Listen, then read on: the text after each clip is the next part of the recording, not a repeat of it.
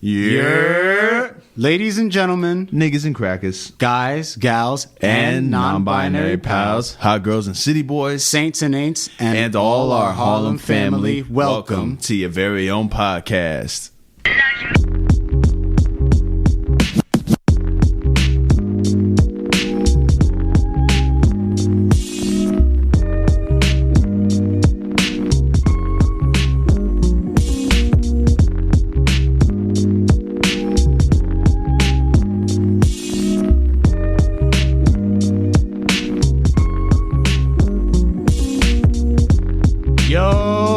Here it is time. Beautiful Sunday afternoon in El Barrio, Spanish Harlem. It is your two wonderful co-hosts as always, Justin Winley, aka Dwayne Broadway, aka the Sultan of Sugar Hill, aka Anakin Flywalker, joined by...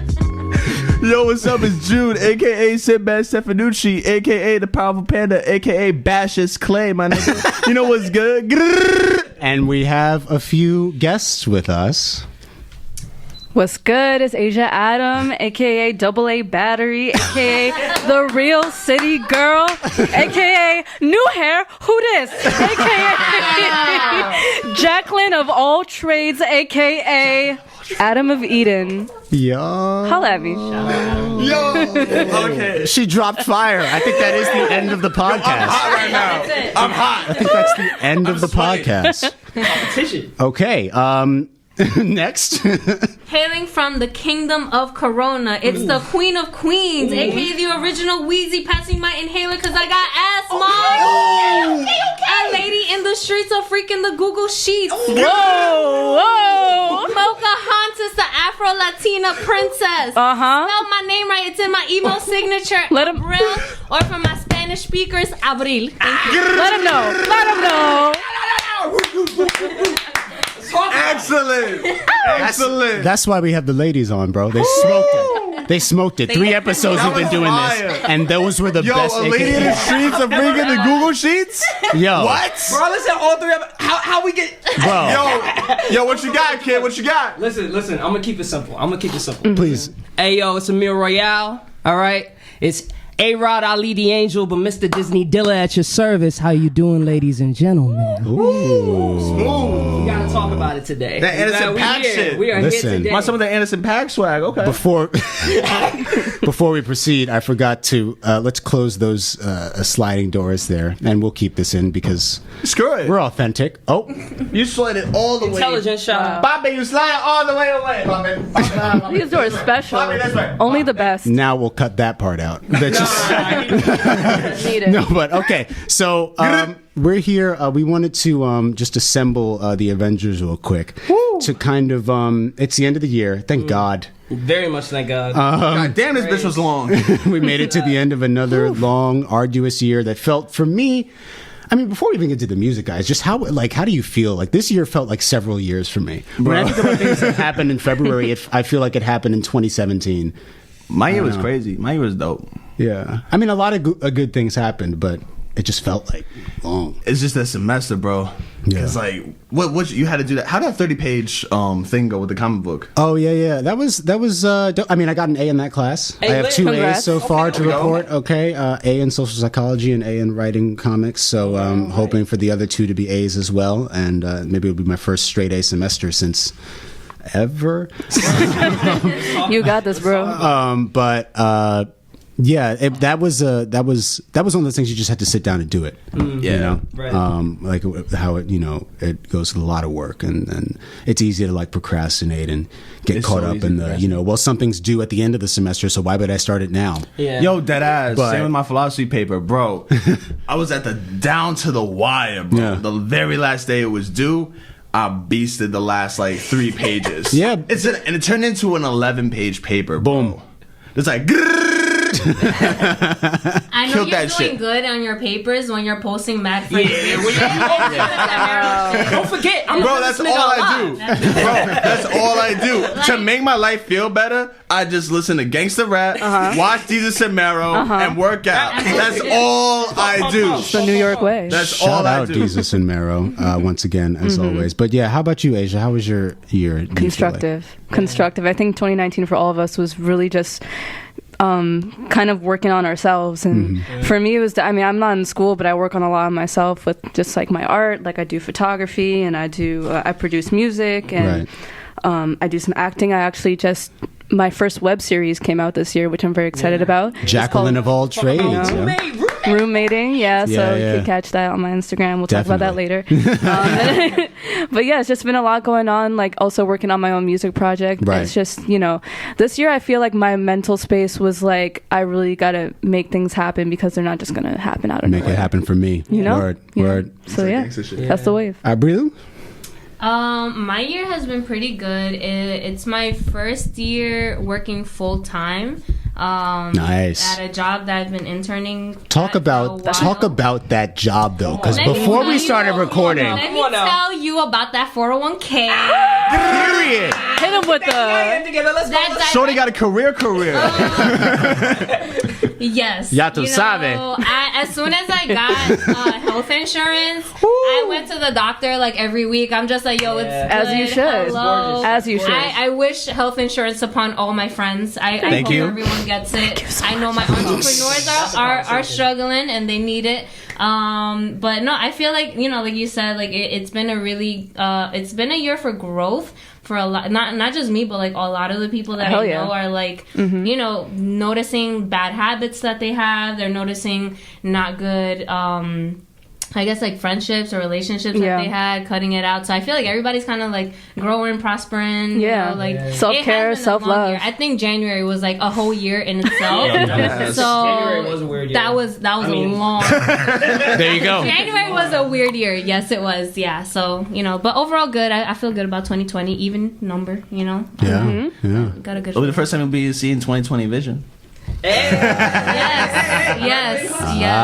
Talk about it. Yes. Amir, I mean, we were just together for the entirety of 2019. That's like really true. I mean, I had a weird year because I had a lot of ups and downs this year, but it's crazy because all of the ups were met by extreme downs, and like it just recently started to neutral back out where everything is like in a balanced state, but like.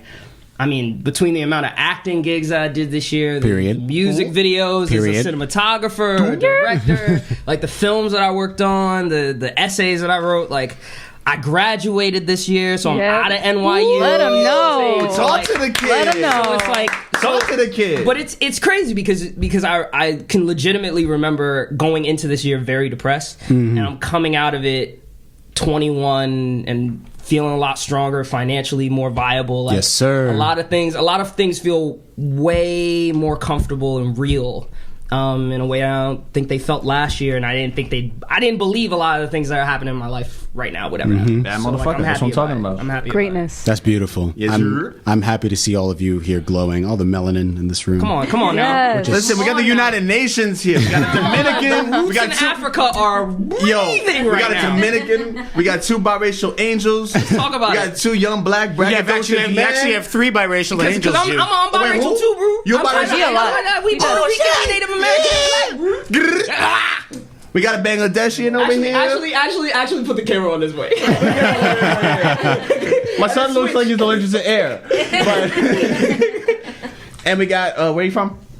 Danny? I'm some kind of white. And that's all you need to know. Nah, he's the best. Mind your business. So obviously the actual exclusive. White, bro. This might be another mostly uncut episode. That was the girl hilarious. from That's So Raven. But the thing that we're here to talk about today is music. Always. Music is like the force. It penetrates us. It binds us together. It's the vibrations. It's one of the driving forces, I think, behind a lot of the stuff we do, just socially and everything. And And it was just a lot of it, and a lot of good of it. Not just this year, though. We're talking about the decade, because we're getting into 2020. We're going through the whole decade. We came from babies. I was 11 years old at the beginning of the decade. Now I'm 21. Yeah. The amount of shit that has happened, and then how much I have changed in this decade, and the amount of shit I used to listen to that I don't listen to anymore. Thank God. So what I do now Yo, That will always be a we part gotta of get it. Come into on. it. Come on, people. It'll always be a part of you, but you're just like, well, why? Right. Why did I do that? You can't get rid Why of was it. I that People kid? went through that emo Linkin Park, Blink 182. I don't. Evanescence. No. Remember the Hobson phase? I don't. That was a real phase. I was Between those dead two, afraid of Hopkins. I did not. No, We didn't have eyeballs. I avoided him at his all. irises were real, bro. That was scary. Um, Scary. Yeah, so what we did was we're sitting down and we're going to talk about we're going to go through a few lists. The first list is the 5 albums that, and this whole thing is relatively subjective.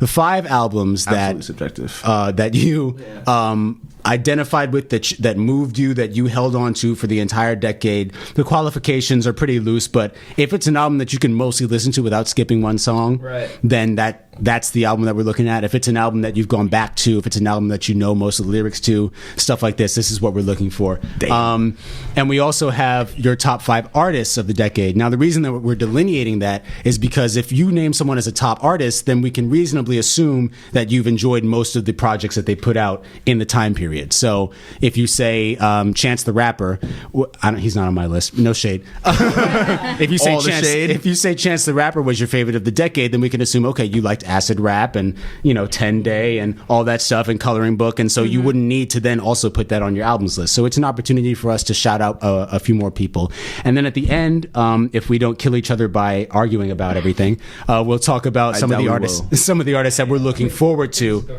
in the next decade. So everyone's getting their lists ready now. Who wants to? I think Abro should go first. Yes. Alphabetical order. Well, she's A, B. Asia. Well, true. Alphabetical Are you order. ready? Do you feel ready, or are you still looking?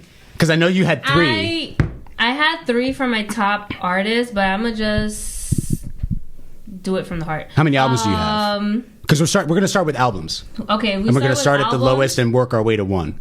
So what we're going to do, the way this is going to work, is each person, before we say anything, each person's going to list 5, 4, 3, 2, 1. Okay, move on. 5, 4, 3, 2, 1. Oh, and then keep moving. From bottom to top. And All right. then once everyone's listed, then we open the floor up. Okay. Heard you. All right. Abril, hit us. All right, and it has to be in order because I don't know if I have a particular order. Okay, then don't worry about it. But Leave your favorite for last. Leave your favorite for the top. Okay. And we're doing albums first. Okay. All right. 2088, which was the album that Big Sean and Janae did. Killed. Was so good. Destroyed I it. listened to that on repeat. I feel like every time I mentioned it, people were like, "Who are you talking about? What are you talking about?" They're sleeping. But I was You will be their obsessed child. with the little skits in it, and I definitely look like their baby. I definitely look like their love child. I thought that was that was fire. That was really good. I'm gonna say Lemonade was definitely I expected that changed to come a on lot the of music, and just how things happen. Even though I love the album, and it it's not for everybody. Beyonce is not for everybody, but I thought that in terms of impact, it did have a lot of impact. Definitely that. I think that For Your Eyes Only was definitely in my top 5. I got 3 so far, right? Jadena, 85 to Africa. White Is niggas. really That's from the other good. album, That but- is my fave. And then Look at I how I would do say it with the The bad Divine Feminine by Mac Miller was also Numero Whoa. uno. Oh, come on. Come through. And as an Respect. honorable mention, because I don't think Honorable that mentions. this is an album really, but What's the up? Kendrick Lamar Untitled Unmastered. You did love that. You did I love was that. Underrated. obsessed That with was a that. bop. Underrated. That was a bop. I had to remember what numbers. Yeah, exactly. Get God on the phone. Levitate. I see jigaboos. All right, that's my list. Okay. Just turn to James Brown over here. Adam. All right, what's up, guys? How are you doing? I'm doing all right. I'm hype. So let's see. I started out with, and I actually put it in year order of when they came out. Period. I don't know if I got a top, but I'm gonna keep in mind my favorite of the 5. So I'm gonna say 2011 Ed Sheeran Plus, Okay. because it was I mean, I'm a singer-songwriter, so that shit really hit me. Different. And, it hit you different. know, it hit different. It hit different, for sure. Thank you. 2012, Frank Ocean Channel Orange was a big part. 2012 was a vibe in itself. Yeah, it was a big deal. That's true. You know? That's really true. Yo, he's adjusting his joint right now. Right? No, I'm not. That hit the soul. That was storyteller. Frank Ocean's an incredible storyteller. Yeah. I was going to do an year order, but I feel like my top is that middle one I'm about to say. So let me just skip. Yeah, go ahead. Same as what she said, 2088. I actually already had that. That's 2016 that came out. Working all night. Now I need On to loop. hear you. Call my name. Yeah. On loop, like it was literally relationship. There's no in 8 tracks. track. Like even like the talk show one, like I memorized the talk Yeah. Oh my god. Probably the most creative song I remember Oh hearing. my Yeah. God. was That like, sample goes heavy. Yeah, that was definitely me, like just being mad ratchet, like talking to the wall about how dirty the wall treated me. You did me dirty, wall. Your brick foundation. Right? What's the foundation?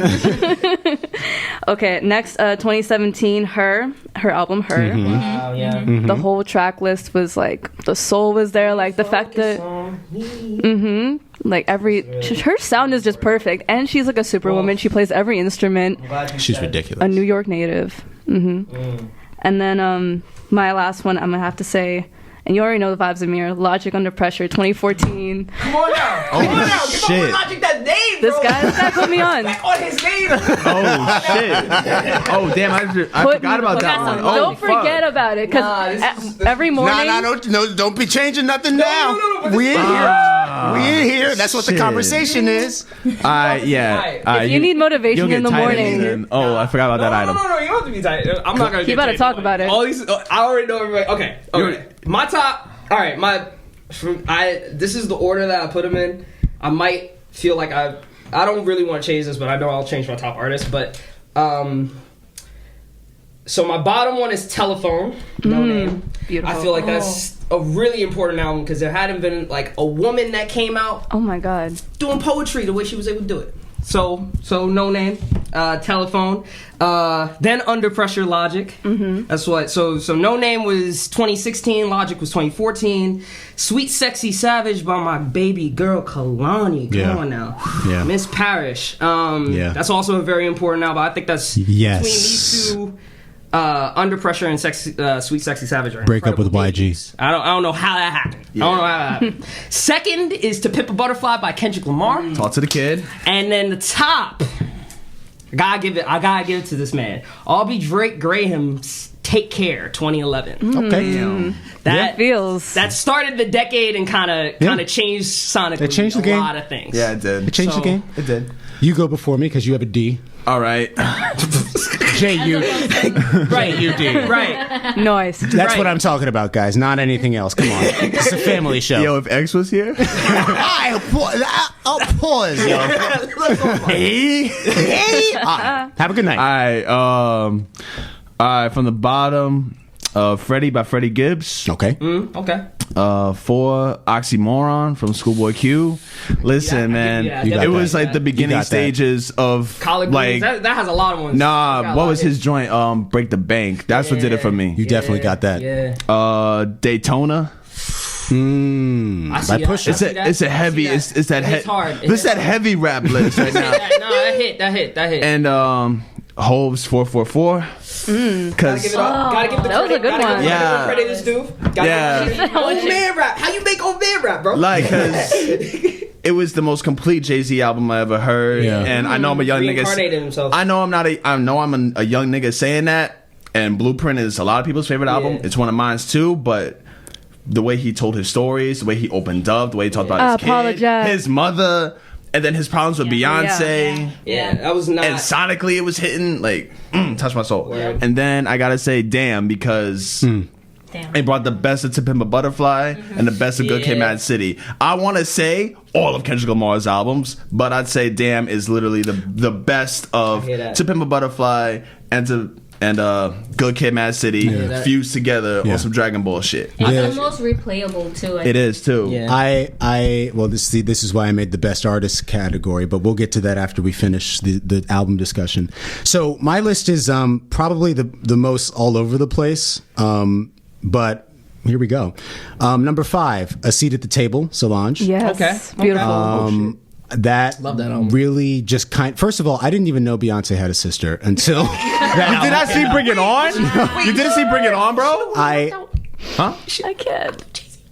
Oh yeah, she want to beat the shit out of Jay-Z. You didn't know that one? Isn't that the elevator? Oh, When she kicked the shit out of him in the See, elevator? I found out about all that after the fact. Oh, yeah. okay. Bro. Okay. All right. But so I didn't know I that don't wanna say Beyonce had a too loud, sister. but- Solange had that old Say it hit. loud. I want them to hear this. And so that album was really it was dope for me. I mean, I just think it's great, and it tells a lot of really interesting stories. Yeah, those and, skits are amazing. Yeah, and the songs themselves are really well written. I didn't love her latest, but I also was like, she's doing what she wants to do. It was having fun. She was having fun with that one. This is like an experiment for me, so that was cool. Number 4, The Color in Anything by James Blake. I was put on to James Blake by my brother, and he's this really he's this totally kind of introverted British dude. Yeah. But the songs he makes, first of all, his voice is ridiculous. Yeah. And then the songs he makes are so just interesting, right. and they really pull you in. And that album, he co-wrote this one song I really love called My Willing Heart. He co-wrote that with Frank Ocean. Wow. That song was a big inspiration for Maybe So when I was writing it. Oh, so noted. yeah. My third is a gospel album, actually. Hello Fear, Kirk Franklin. I was scared you were doing the Kanye one. No, don't do that. That's not real. They can't. The people listening can't see how I'm looking at you, but the people watching can see.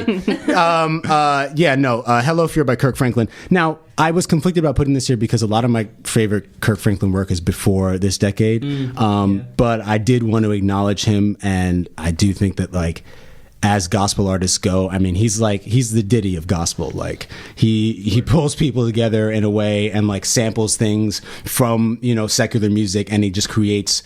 But he does what Kanye did with Jesus is King. Kirk Franklin's been doing for the better part of 20 years. Yeah. That's true. So there we go. Number 2, Control by SZA. That's another one. The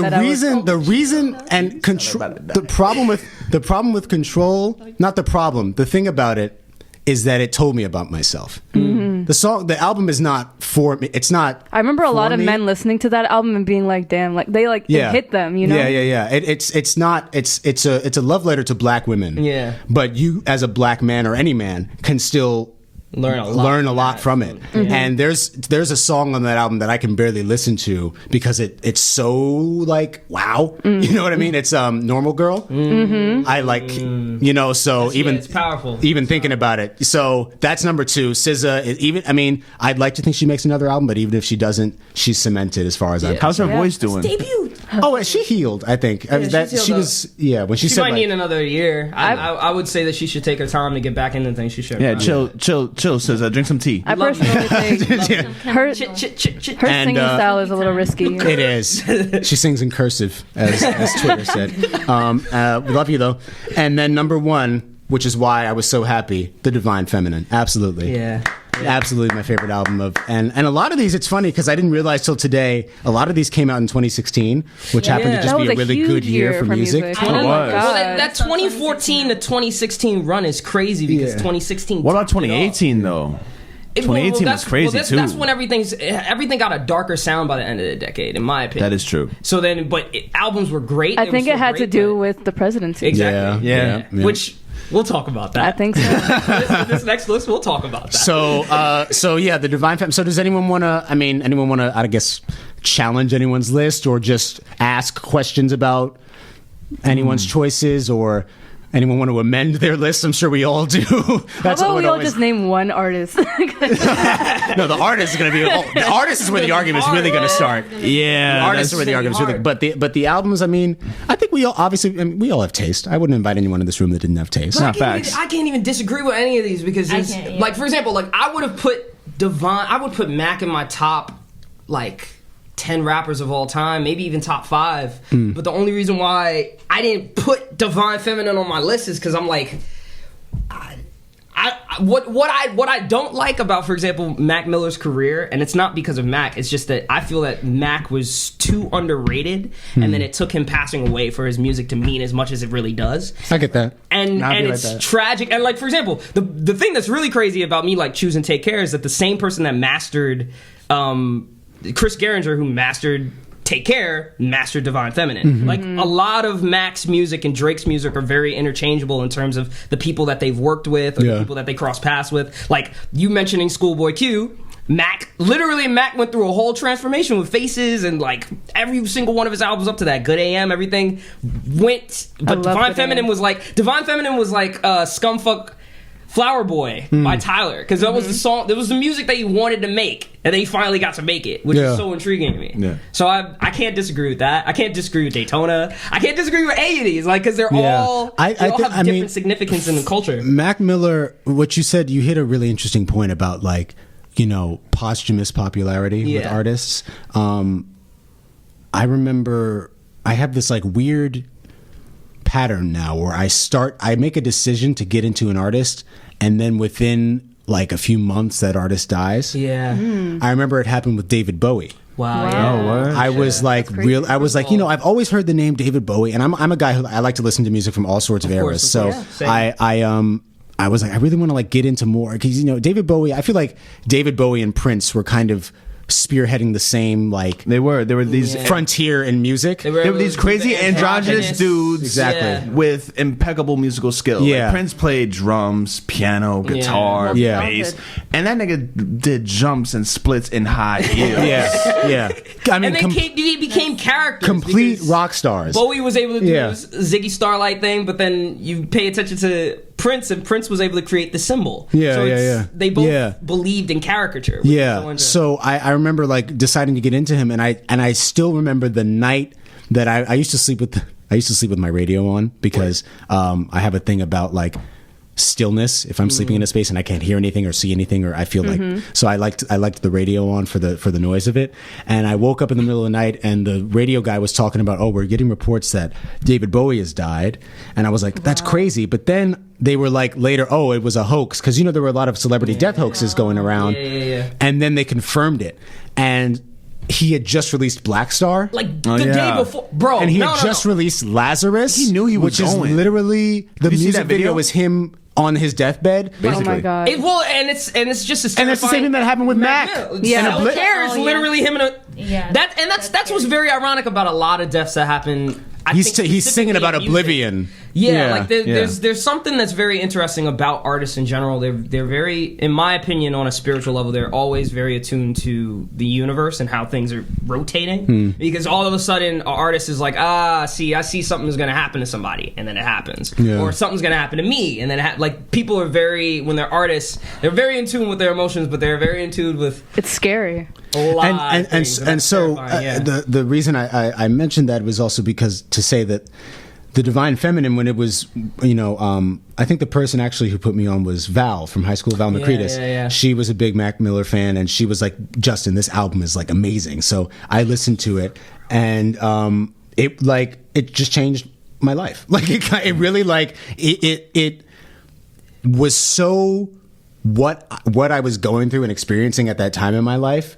that, I mean, like, not the drug stuff, but just like the Justin, when you're not telling me. Well, Devon wasn't actually his drug influences. No, which is interesting. Yeah, as came out of that. You know, as the most recent one, and the one before that. But so it was one of those albums where, like, I listened to it, and then I was like, let me go try to catch up, which was difficult and is difficult. I'm still doing it because Mac Miller he was one of the hardest working artists. One of the most prolific, maybe other than Logic. Just all the time, dropping every year. And then I was ready to be a fan moving forward. And then he dropped his most recent project. Remind me the name? Swimming, right? And then that was it. The irony of Divine Feminine, the main hit on that, Dang. Pac wrote that chorus about somebody that passed away. Really? So you bump into that song. That's deep. I can't keep on losing you. Over complications, gone too soon. Wait, we was just hanging. You see what I'm saying? Yeah, it's not. What's really crazy. And Mac was in the studio with him and heard that chorus and was like, "Yo, can I use this chorus? But like, I want to flip the meaning and turn it into a love song." And Wow. I love that it was a love album, and I feel like the reason I love that album, and then if I had to add to my list, it would be like also 444. Yeah. And to me, it's also my really favorite Jay-Z album, hands down. And I think it's just like the fact, like this turn where like rappers are allowed to be delicate and vulnerable and in tune with their emotions. And it came from DMX. Obviously. I give you that. No, that's a really good bitches want feelings. We want feelings. We want to talk. Let them know. But I think that's why I think that was the first concert I went to, was to see Mac do Divine Feminine. And I was tight because it wasn't, I wanted just like Divine Feminine from start to finish, but it was like a lot of his old stuff. And I was into Mac like really, really young when like it was like Donald Trump stuff, like Senior Skip Day, you know, that era. Kind of like I didn't listen a lot, and then I went back in. And then if I had to add anything else, I would also add No Name, because that's like sad bitch music. Like that is like but sad smart. Sad smart. Like it's like yes, I want bars, but I also want to cry. Like that's No Name. This woman puts No Name references and wordplay together that I've never been. I've never heard a male think like that. Yeah. Here's the thing about No Name. It's like it just. But even still, like that concept of the honest concept of men being able to be more vulnerable and honest in music. Like I said, that it's interesting because the 808s and Heartbreaks era. Oh God. But then Drake took that and then blew that up. And that's what was so interesting. People say Drake kind of pioneered emo rap. Yeah, which I don't know if it's emo rap. Asia? Such a weird name for a genre. Emo rap. Emotional rap. But I mean, yeah, and not even just that, but also like because if I mean, I would consider that more emo rap. But that's the thing, though. I think that like Drake doing, it's like you got like Drake, and then you got Lucas, you got Travis Scott. Don't they call that conscious rap, or is that more J. Cole vibe? Is like conscious is like Kendrick. It's like Mos Def and Talib and J. Cole. Drake is more like feels. Yeah, like in your feels. I said this time again. I think the reason that Drake is so successful is because he made rap music for women that women wanted to listen to, because women, like, we dominate. That's a big part of the market. The economy runs because of us. Y'all create. So he was smart in that if you don't take women and you're showing off seriously, but it's then all you're not gonna. But he took us seriously, and so if girls are going to the club because they want to hear Drake, guess who also is coming to the club? Guys. Yeah. So that was the smartest move I've ever. And that's a move off of the Marvin Gaye, Teddy Pendergrass. That is a move that's been going on since like really the 60s and the 70s, especially in black culture. And I mean, come on, his pops is from that. Yeah. So even when you listen to Take Care, Kendrick is on that. Real quick, when I'm gonna give Ja Rule his credit for that. I'll give Ja Rule his credit, but Ja Rule is Ja Rule. All right. Asia, did you have anything to add to about anything? About just the albums that we've discussed? Are you contesting anything? There was one other album I thought we need to consider, which is Tierra Whack World. Wow. I didn't listen. I can't wait for Shorty to pop off. Whack World was She's bugging. That was up there. I mean, there's a lot of artists that, like, I mean, when we get into this later, like as far as upcoming artists, there's a lot of people that have made an incredible debut. Mm-hmm. The delineation for me as to whether or not they will dominate 2020 and moving forward is if I think that the level that they're at now is where they're going to stay, or if they're going to increase. And the people I chose, I think, are going to increase. But people that I think are pretty much where they're at and that are great, I really like Summer Walker. Over it? Mm-hmm. I can't stop listening to that album, bro. How you classic that early? That's too early for your career. And Shea Butter Baby, back to back, bro. Mm-hmm. Both of those albums. So and the fact that they're friends, they're so tight with each other is also cool. Hey, I want a collab album from every woman in the industry, produced by Wonder Girl this year. Period. Like Wonder Girl, could you please? Bro, can you imagine Rico Nasty on a Wonder Girl? Rico Rhapsody, all on one app. Tierra, what? No, it's gonna go up. Doja Cat. No sleep. sleep. Let's talk about. Don't sleep on Doja. Definitely don't sleep on Doja. Please don't sleep. I don't. I've never. She says she eats that lunch. Did you hear? She does. Yeah. If you can see it from the front, wait till you see it. Wait, just wait till you see it from the back. Just wait. Just hang on. Ladies, let's talk. She said, wait. She said, play with my pussy, but don't play with my emotions. Wow. That sounds like something Drake would say. Hey, but Drake don't have a. You know, come on. Right at four shorty. He right at four shorty. What was the thing that Nicki said about Drake? That she doesn't want Drake crying. I love Nicki Minaj. I told her I admit it. I hope one day we get married just to say we fucking did it.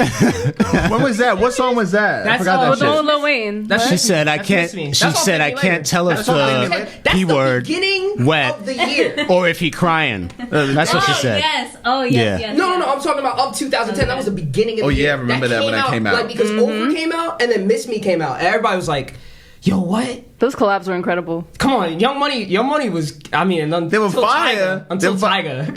Yo, Tyga has the greatest comeback of all time, though. That's true. Are you He came out bad serious? at the end of this year. Like, the nigga ain't shit, but like... Tyga! Drake! But yeah, I mean, yeah. Oh, man. A lot of really great albums. No Name is phenomenal, and it's interesting because the way No Name was introduced to me, our friend Daniel, AI, Mr. Hall, he put me on. He said, think like Chance if Chance was a woman, and it makes sense like from a branding perspective. They're both from Chicago. Yeah. They're both spoken word oriented, but I just think No Name has, at least recently, compared to Chance, her lyricism is just, it's light years beyond like a lot of people. Yeah. And it's just because she's coming from a place of like, this is who I am, this is how I look, this is how I sound, she also studied. this is how I feel. And she's well read. It's rappers. It's okay to read, bro. It's okay to learn. It's really all right. Like, I promise it's okay to read. You get outplayed every day. And there's like 5 people at this table that could outbeat you. The more you read, the better you can write. Okay, that's just Bars. Yeah. But so okay, let's move into the artists now, and let's the same situation, same order, and we'll go like same order of people and same order of least to greatest, and then we'll talk about it, and then maybe we'll play a little round of one gotta go with the top picks of everyone's top artists, unless we all have the same top artist. I feel like at least two of them. Yeah, we'll get like the second one or the third one. But okay, so So when I was making the list, it was really hard. Like, I had to categorize them. Like, I had like underdogs, I had like young people, I had crossover. But then just kind of being true to my heart and putting who my top were. So I'm gonna go from bottom to top. Okay. Jeremiah. Surprisingly. Jeremiah. I'm not mad at it. Jeremiah. Like the singer? Jeremiah. Yeah. I would say Jeremiah, and people like, no, It's hard to. I don't know. His music is just like, it feels like a warm bath, like it's just like a hot bath. Like, I like everything he does. I've never been mad at anything he makes. I can hear that. Beyonce. Okay. Yeah. Beehive stand up. J. Cole. J. Cole. I feel like there's not a J Cole is one of those people. I look through my Spotify and I'm like, which artist do I have like the most saved songs of? And I think J. Cole is probably one of them. Did you use Spotify Rap? Yes, I did. Was he in the top? He actually was, and so I was listening to it, like the 2019 playlist, and I was listening to Kevin's Heart. That came out this year. No, that came out last year. Oh, maybe I've just been. That was a great album. This is a long year if I'm still listening. Yes, KOD. The opener of that's crazy. I missed a couple of those. You said J. Cole and who else? Jeremiah, Beyonce. say J. Cole. Cool. I'm gonna put Drake as my second, and then Childish Gambino since high school. Since Internet. An artist. Before everyone was listening to 3005, I was like, y'all gotta listen to Camp. Y'all gotta listen to this song, LES. Y'all gotta listen to Pink Toes. Oh my god, like Rainbow. No, honestly, I wasn't I've just a been fan slowly of the nodding Kauai for the past album. 30 seconds. But I was just like obsessed with him. I was like, and then I would tell people, you gotta listen to Childish Gambino, and they would not listen to me. Soon as 3005 came out, everybody's like, oh my god, and then Sweatpants came out, and then also really even in turn, yes, and his work, anything he does with Chance is incredible. And then even like his switch completely into like this like that, what was it? 1970s, the Awaken My Love album. Yes, that one. Yeah. That finally won him a Grammy. Do you see how long this man had been working? He is literally like he knows how to. He doesn't do anything bad. Like everything he does, legendary. He's just so like, and he's like oozing talent. Yeah, he's incredible. Does too many things. Yeah, that's my thing. Okay, that's a dope list. That's a fact. Asia. Okay, let's see. All right, I'm gonna work on this order as I go through it. Damn. It is hard. I'm gonna start with Saba. Saba is an incredible rapper from Chicago as well. He definitely is. Often affiliated with No Name and Smino. His storytelling is amazing. Like, he's gone through his struggles too. What's their group name again? Ghetto Sage. Yeah. We're gonna get to talk about that too. Oh my god, I can't wait. Because them together, whoa. Like, that's actually an insane trio. And I mean, talk about honorable mentions. Black Swan. That's a fire album. Come on now. Keep going. She said listen. All right. After that, I'm gonna say The Internet. Okay. Nice. Okay. The Internet is very talented. It's one of those they're a band, and I feel like no one really knows how to categorize their genre. Yeah. And anything like that to me is just so fascinating. Yeah. That's what's great about the whole Wolfgang. They have that same shit. They were able to change the way that people. Those are literally game changers. Yeah. So I like that stuff. After that, I'm gonna put Logic. Okay. Because Logic really, like I said, like in the morning, if I really needed that motivation, I put on Under Pressure, and he just starts with, I just want to make these people what's the word again? I just want to make these people remember. These music lovers remember again while the haters fall back in September. Anyway, you know how it is. And then after that, I'm gonna put Her, because Her really her sound is. I said it already. Yeah. It's amazing. Lastly, or I guess firstly, number one, Alicia Keys. Wifey. That's takes the crown. That's not a that's not a pick. From 2000 to 2014, because then she stopped making music, and I was upset. That's not a pick I would have expected. She's working on something. But I appreciate it, Mr. Royale. All right. This is gonna be something. I don't really know how I feel about this order, but this is what it is. My bottom right now is Rihanna. Nice. And I don't like that the two bottom people are women. I wish they were higher. But it's all right. We know you're a nice guy. But I have to. You have our respect. I do have to figure out. You're an ally. It's okay. But I do have to genuinely figure out between these next four people what order it is. But I have them at the bottom right now because I feel like the top. I mean, I don't like that the industry is like this way, but because the industry is so male ran, that's why these top three artists are the top three artists right now, rather than them actually genuinely in my heart being the top three artists. But Rihanna's at the bottom, probably the most prolific artist other than Beyonce, who is above her at 4. Yeah.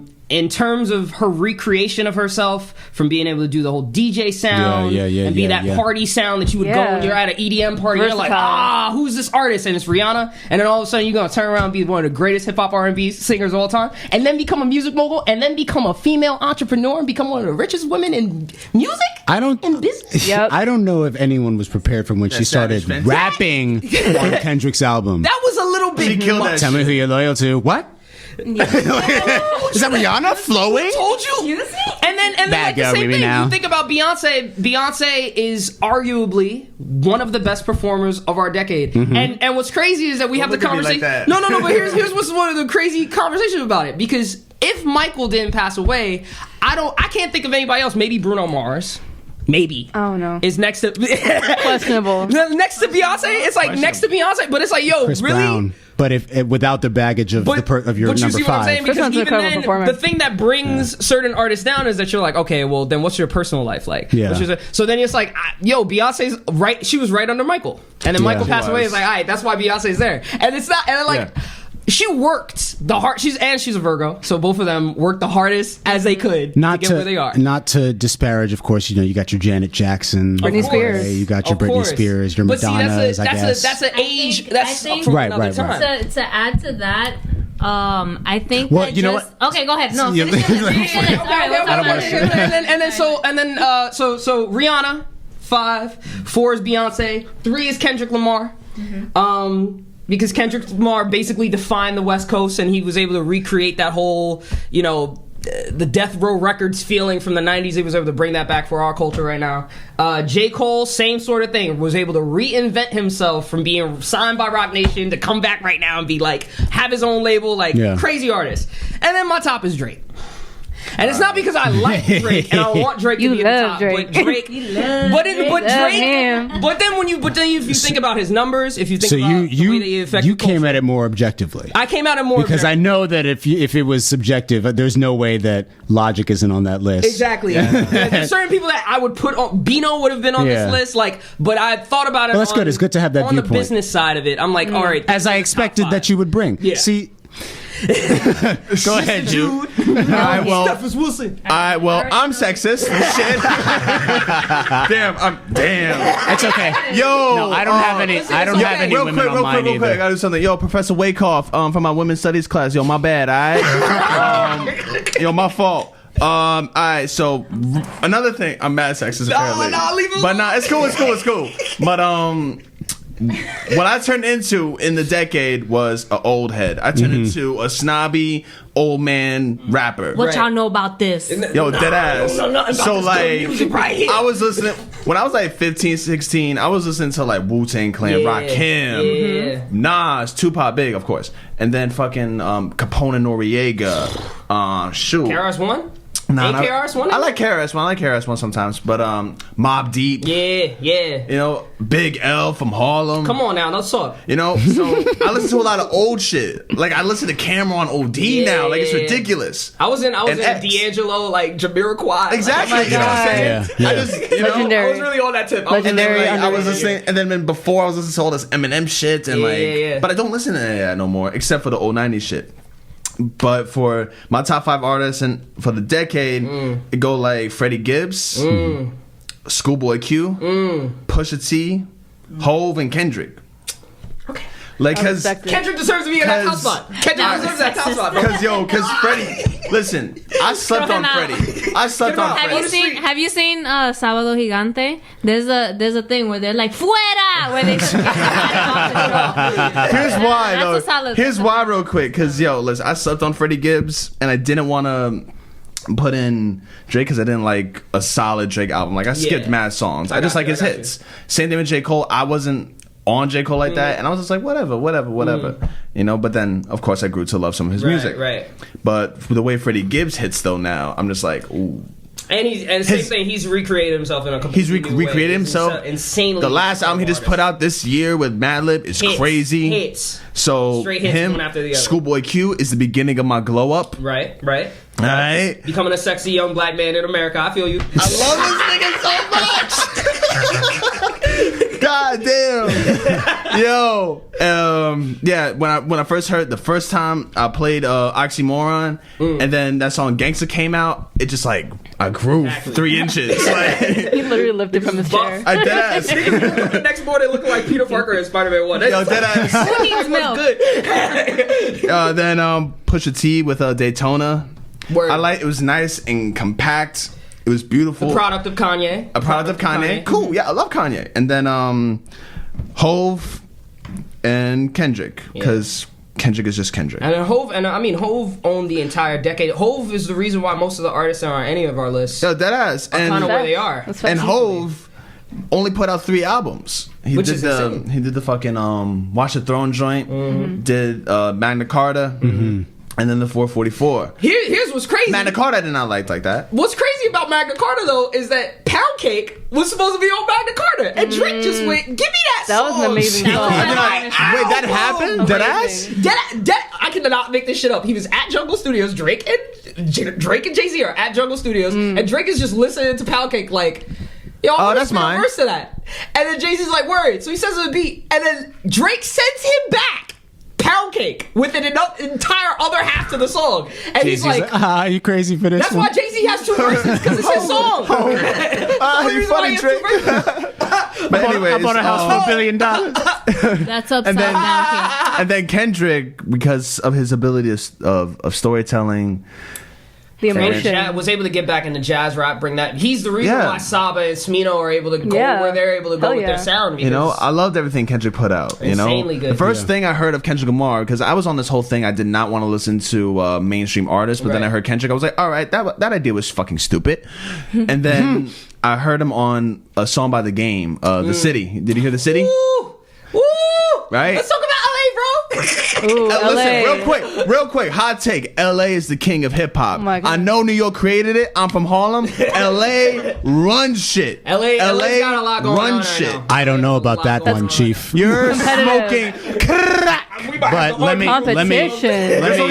But you smoking crack. And real quick, to be honest, I wanted to put the entire TDE as number 1. I really did, but I didn't want to make it a whole LA list. But we'll see. I feel you. No, I do feel you. Justin, you're smoking crack. Thank you for the intro. So all but one of my 5 artists have been mentioned already, but I'll do my best to give, I guess, a reason to their placements. So number 5, Drake is number 5 for me. Got you. I had to put him on the list because I do genuinely like Drake, and it was revealed to me how much I listened to him at the Spotify rap thing, and not just because right, and not just because I go and listen to Drake songs independently, which I do, but also because he is literally everywhere. Yeah, like he's on everyone's song, and I saw it on I think Complex was doing a featurette on artists of the decade, and they talked about how he has this this ability to latch on to upcoming talent. Oh yeah, right at the moment that they're about to peak. Georgia Smith, snatch a feature or pull them on for a feature on his song. The Shoot Kid, you know what I mean? Yeah. And then propel them. So I mean, he just hasn't. But I remember I think the first Drake song that I remember have a memory of was Best I Ever Had. Oh my God. Middle school was weird, son. And that might be before the decade, but it's 2009. Oh yeah, that's within 2009. Yeah. Like I literally heard that on the radio every single day going to middle school. Same. It was after school on the school bus. Yo, remember Forever with Eminem, Lil Wayne, and Kanye? Yeah, from the LeBron James movie. Yeah, that's true. That's also true. That's also that shit was fire. So yeah, he I mean.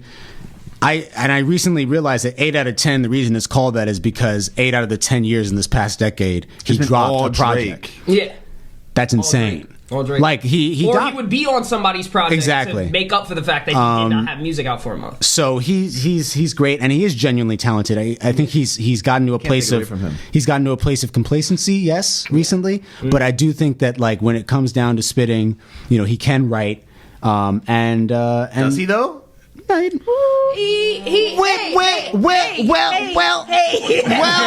let me just get through this. Sorry. So, yo, I'm sorry, papi. I'm sorry. A sexist and an instigator. Oh my. So that's number 5. Off today. It's a party. You see why I brought her, right? Number 4 is J. Cole. Absolutely one of my favorites of the decade. I kind of just appreciate his ability to, yes, he's a conscious rapper, but it very rarely feels like he's preaching or forcing something on you. He's speaking his life. No doubt. True. And I think some songs it's it oscillates rather, but I think that he's speaking from his experience, and it just so happens that it's applicable to these issues that we go through. Yeah. Mm-hmm. I think that if I were to name a favorite, my favorite of his projects, it's tough because they all like mean a lot of different things to me. Forest Hills Drive was important in high school. I think ultimately it would probably come down to that. I mean, Wet Dreams and Wet Dreams was my life. So. my dad still is like, how is this such a vulgar song on the radio? Right. Why do we there's worse. There's been worse. And also one of the best live recordings of an album. One of the best live performances recordings of an album is Forest Hills Drive. So he was phenomenal. Number 3 for me, Childish Gambino. Number 3 and number 2, my number 3 and my number 2 both came into my life around the same time, and they both wound up shaping me as a person and as an artist moving forward a lot. But yeah, Childish Gambino, I mean, what can you say about him that Abril didn't already say? He's well, don't forget Atlanta. He's a polymath. He's a Renaissance man. He's everything that everything that I aspire to be. Also and culture in crazy amounts of ways. Yeah, and Awaken My Love is a phenomenal album and such a different take. I really didn't like it at first. I wish it took a while for me to get into. Took me a while. Just one rap beat on that album, but it didn't happen. Nope. I was cool with it. You said y'all getting Lando Bino. This is what Lando Calrissian bumps. This ain't get your girl pregnant music. For real, but also feel bad about it. Yeah. Number 2. Jesus. Number 2. Deliver Your Baby Yourself music. Sad Boy Marvin Gaye. Yeah, exactly. Number 2 for me, and I'm surprised that he didn't pop up on anyone's list, but also I'm the most emo person here. Frank Ocean. Her album. You said the album. Yeah. So yeah, you definitely got him on the album. But yeah, I mean, and even though he only released 2. Actually, did Channel Orange come out in the decade? It came out like 2012. Yeah, so even though he only released 2 projects within the decade, I think like the anticipation. Yeah. Everyone wanted him to drop something else because Channel Orange was so. Did you see what happened with Drake in the tour? You mean when he got booed off festival? the... We all saw it. Camp Flog, nah? Well, what's crazy about Frank is that Frank... there's an artist that I'm going to talk about later that I think is another one of the best songwriters of all... they're up there as one of the top songwriters of all time with all of these other pop songwriters and R&B, but Frank is undebatably, in my opinion, an incredible songwriter. The amount of music that he can create lyrically, but then the type of things that he can talk about. He has such a wide range of understanding of life that is crazy. And also creating music that, like, creating music that, especially like because a lot of his music is romantic, right? But he obviously is a sexually fluid person, so you're hearing that come through in his music. You're hearing the sensitivity of what that means to him and for him on different songs, like Chanel, on Forrest Gump, famously. Like he just, he really makes you feel like when you're listening to him, you feel like you're in your own coming of age movie. Yeah, I feel like him and Drake both had an impact on the more emotional side for sure of male R&B. And, for sure, So yeah, definitely shout out to Frank Ocean. And then number 1, Kendrick Lamar. What are we doing? I mean, Kendrick, because Kendrick Lamar, the first, I didn't grow up listening to a lot of rap really at all. I grew up listening to a lot of old music. If it wasn't gospel, it was like old stuff, and then like so. But for me, like the first rap album I really sat and listened to was Good Kid, Mad City, and I was like, wait. This is fire. This is it. Like this is what music is. And I just basically an orgasm. Yeah, I mean, to be honest. Now they're on El Segundo. I was like, what? I just like pools. I was so blown away. I was so taken by him. And then the way that I mean, I go back and forth. Like one of the big debates for me for a long time was going back and forth between J. Cole and Kendrick and who I liked more. Are we talking about it? The debate? But you know what I think? I think they're different. I think that if we're comparing it to an anatomy, I think that J. Cole might be the heart. But Kendrick is definitely the brain, bro. Yeah. Kendrick is and he's the brain on any drug and also no drugs. I feel because yes, J. Cole is he's very. I still think Kendrick is very emotional. Sure, he is. But that's why I say he's the mind. He's not the brain. He's the mind. He attacks things from a logical. So who's the brain then? Well, no. Here, the mind. I would put the mind and the brain the same way.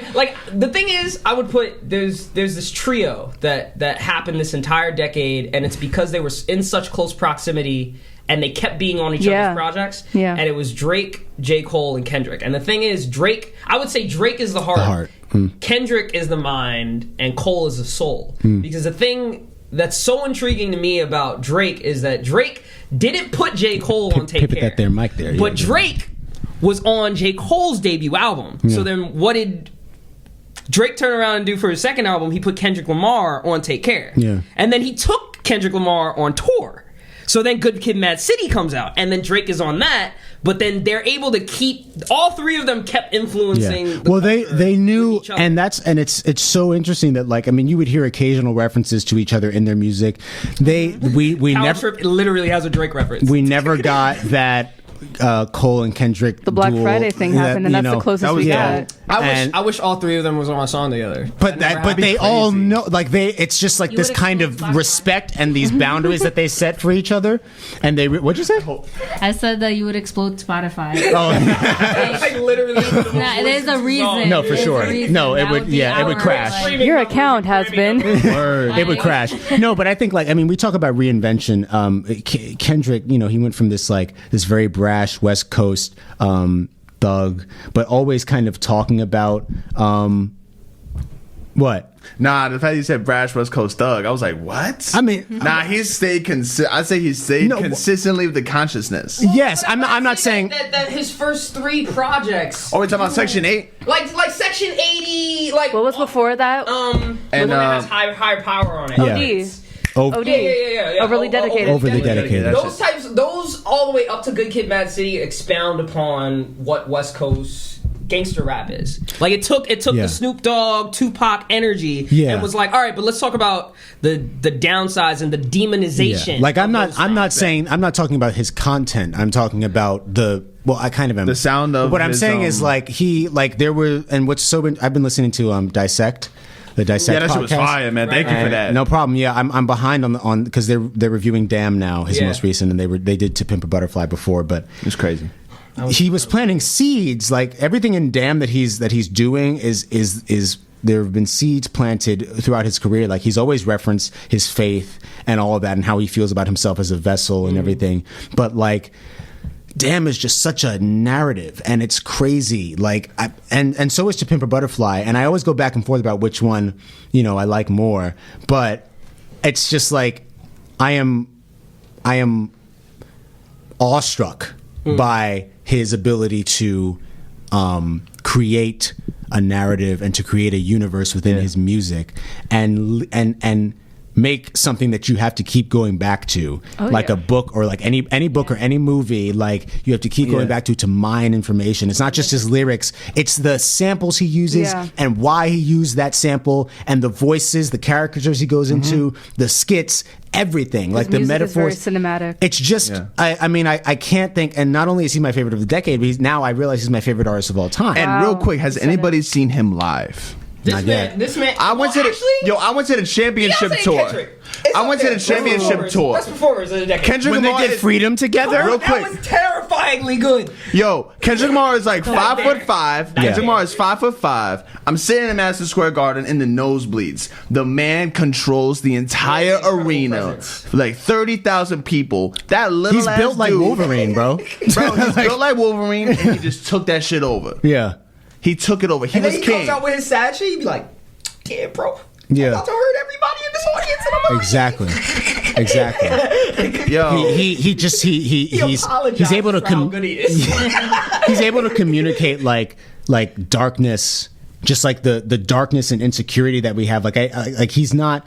Like, we talk about like vulnerable musicians and rappers like Drake and Frank Ocean, but Kendrick is also like behind a lot of his raps is I'm scared. Yeah. I'm a scared, flawed human being. Yeah. And we all are. We are. But bop your head, though. You know what I mean? Bop your head, throw the W up. Right. I don't know, and that's what's crazy. Kendrick as a creator during this entire decade was able to, I don't know, like, To Pimp a Butterfly to me is such an important album because, and I talk about this all the time, on a political tip.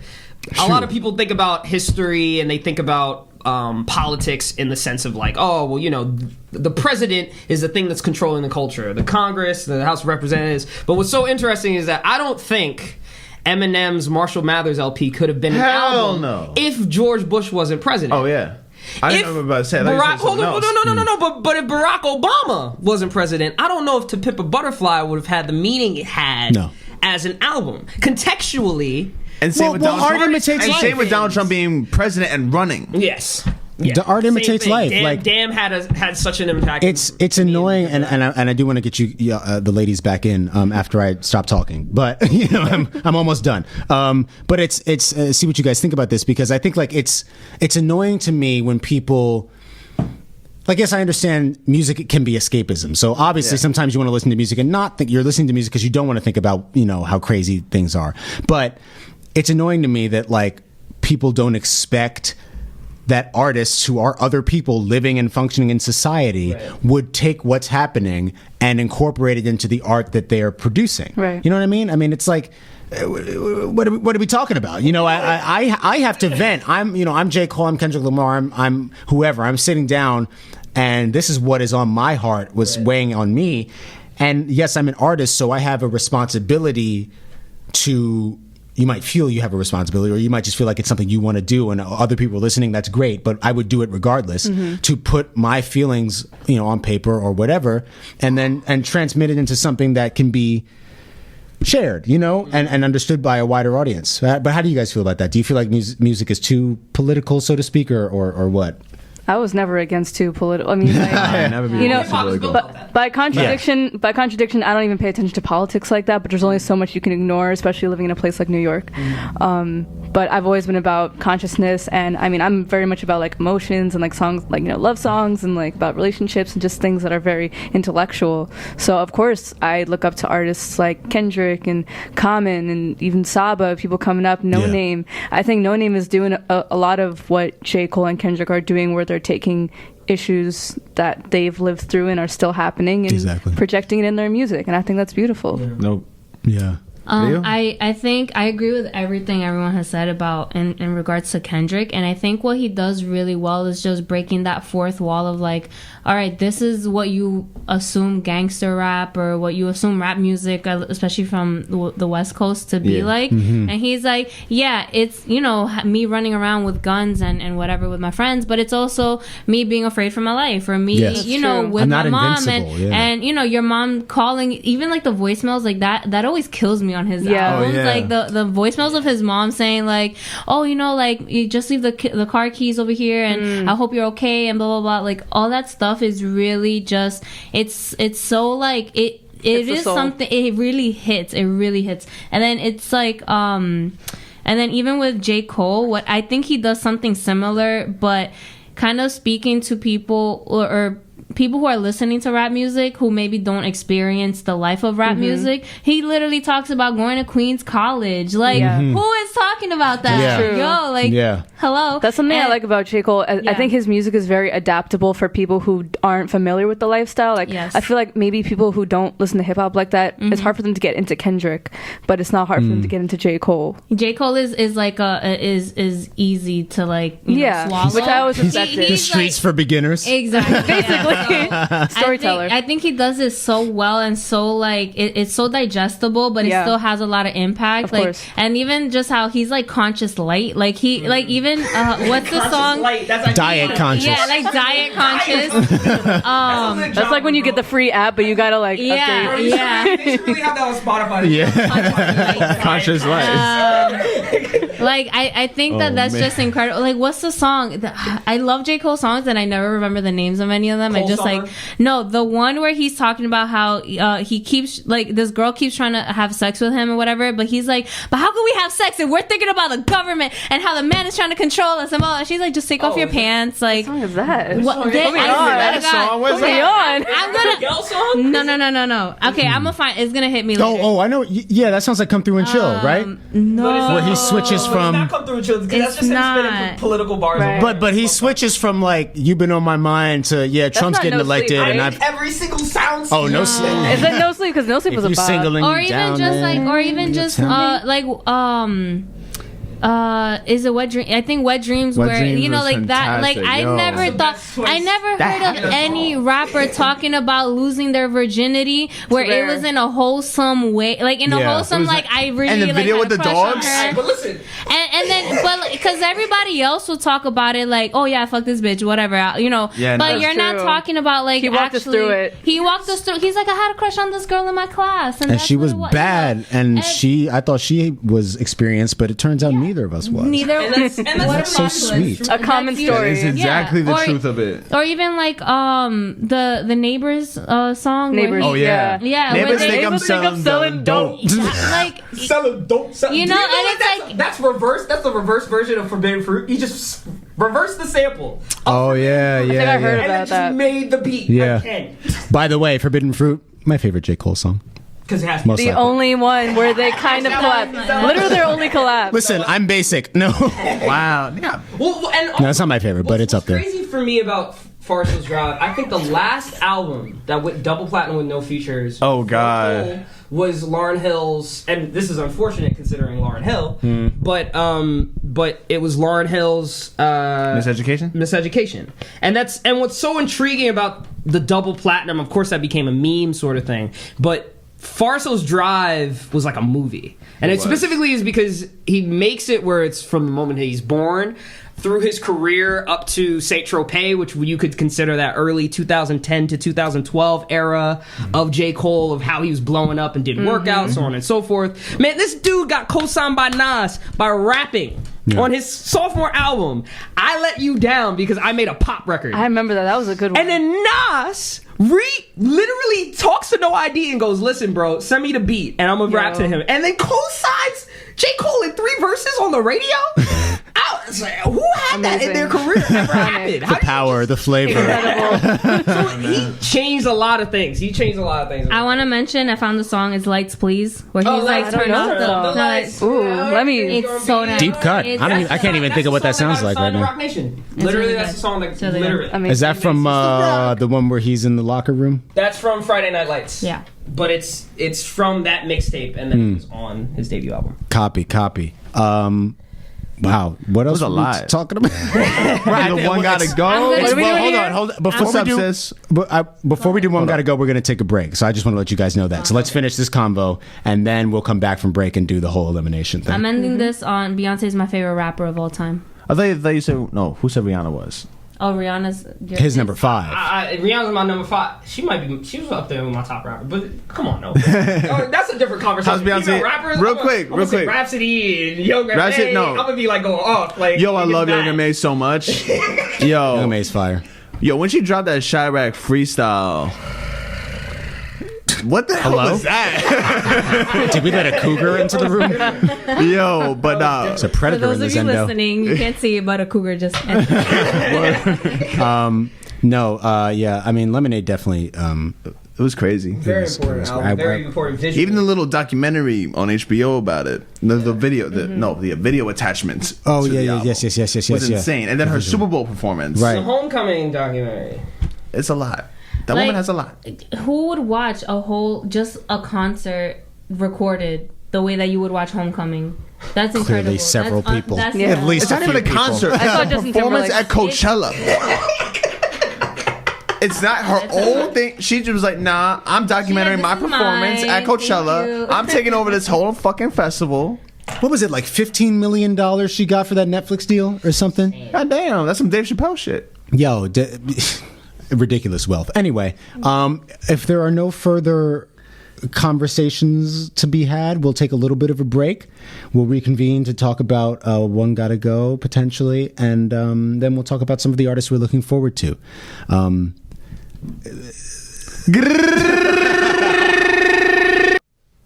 And we're back. Yes, we are.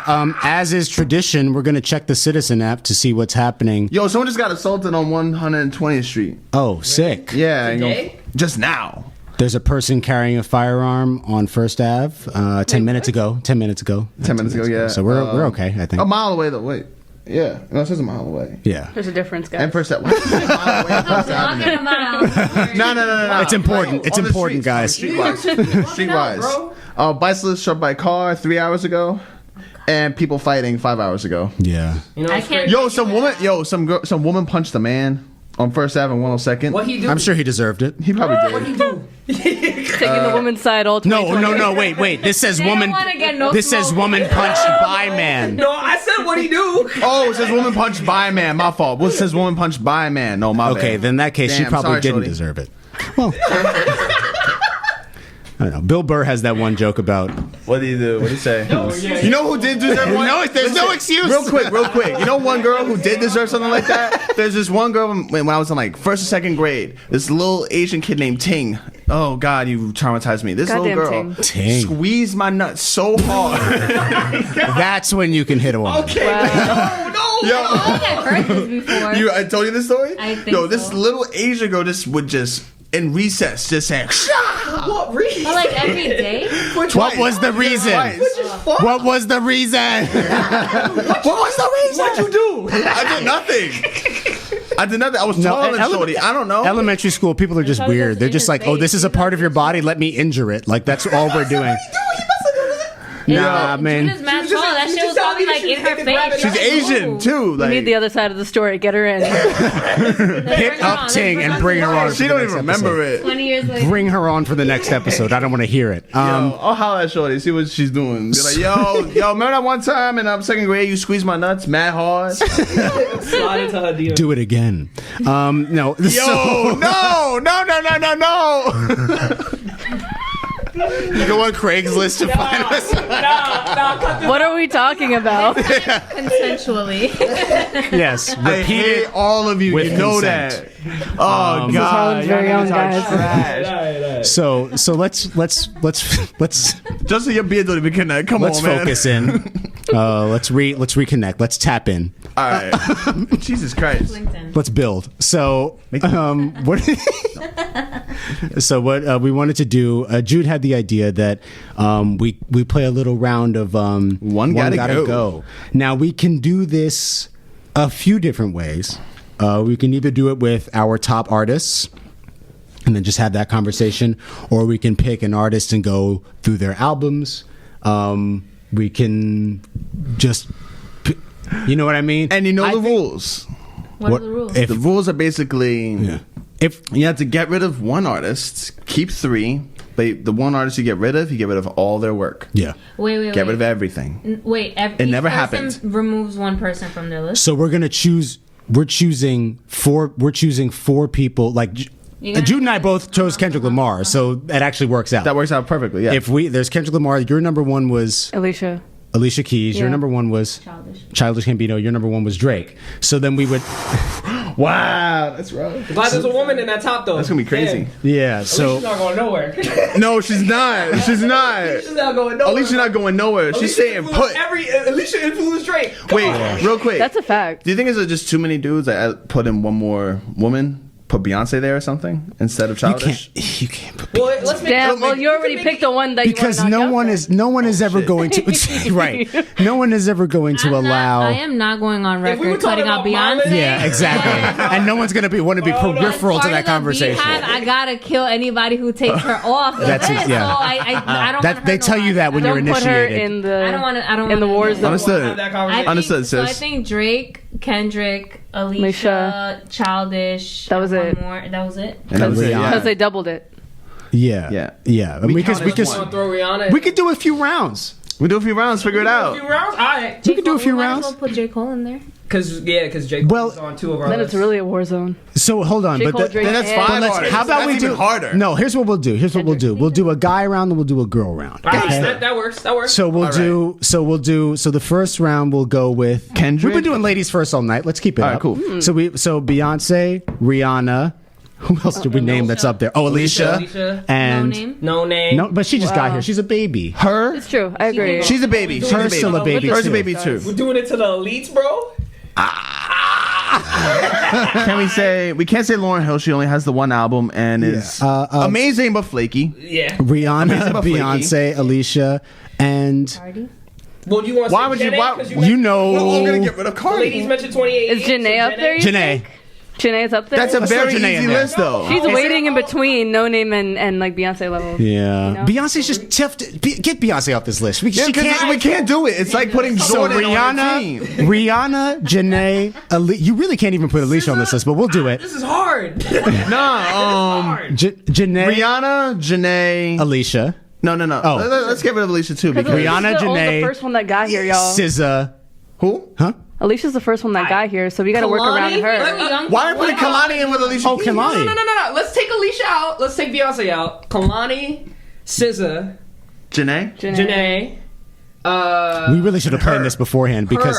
Okay, so what do we got? Kalani, SZA, Janae, and her. Ooh, this is actually a really good one. That's nice. They're all the same time period. Okay. Same time period. All right, Kalani, Abril, repeat it SZA. for us. Repeat it for us. The whole list? Yeah, No, I forgot it. Okay. SZA, her, Janae. Who's the fourth one? Kalani. And Kalani.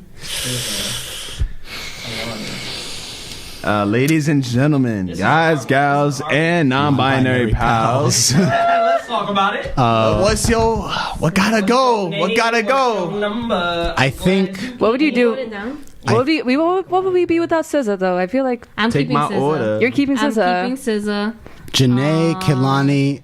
Read that list to me again. I'm sorry. I'm keeping Janae because she's so like. I like Janae a lot. SZA, Kalani, her, Janae. Well, I can't get rid of Janae. I just can't do knock out it. Kalani. I'm knocking out. And I can't get I'm rid of gonna her. be honest. Not that I feel like Kalani would probably even.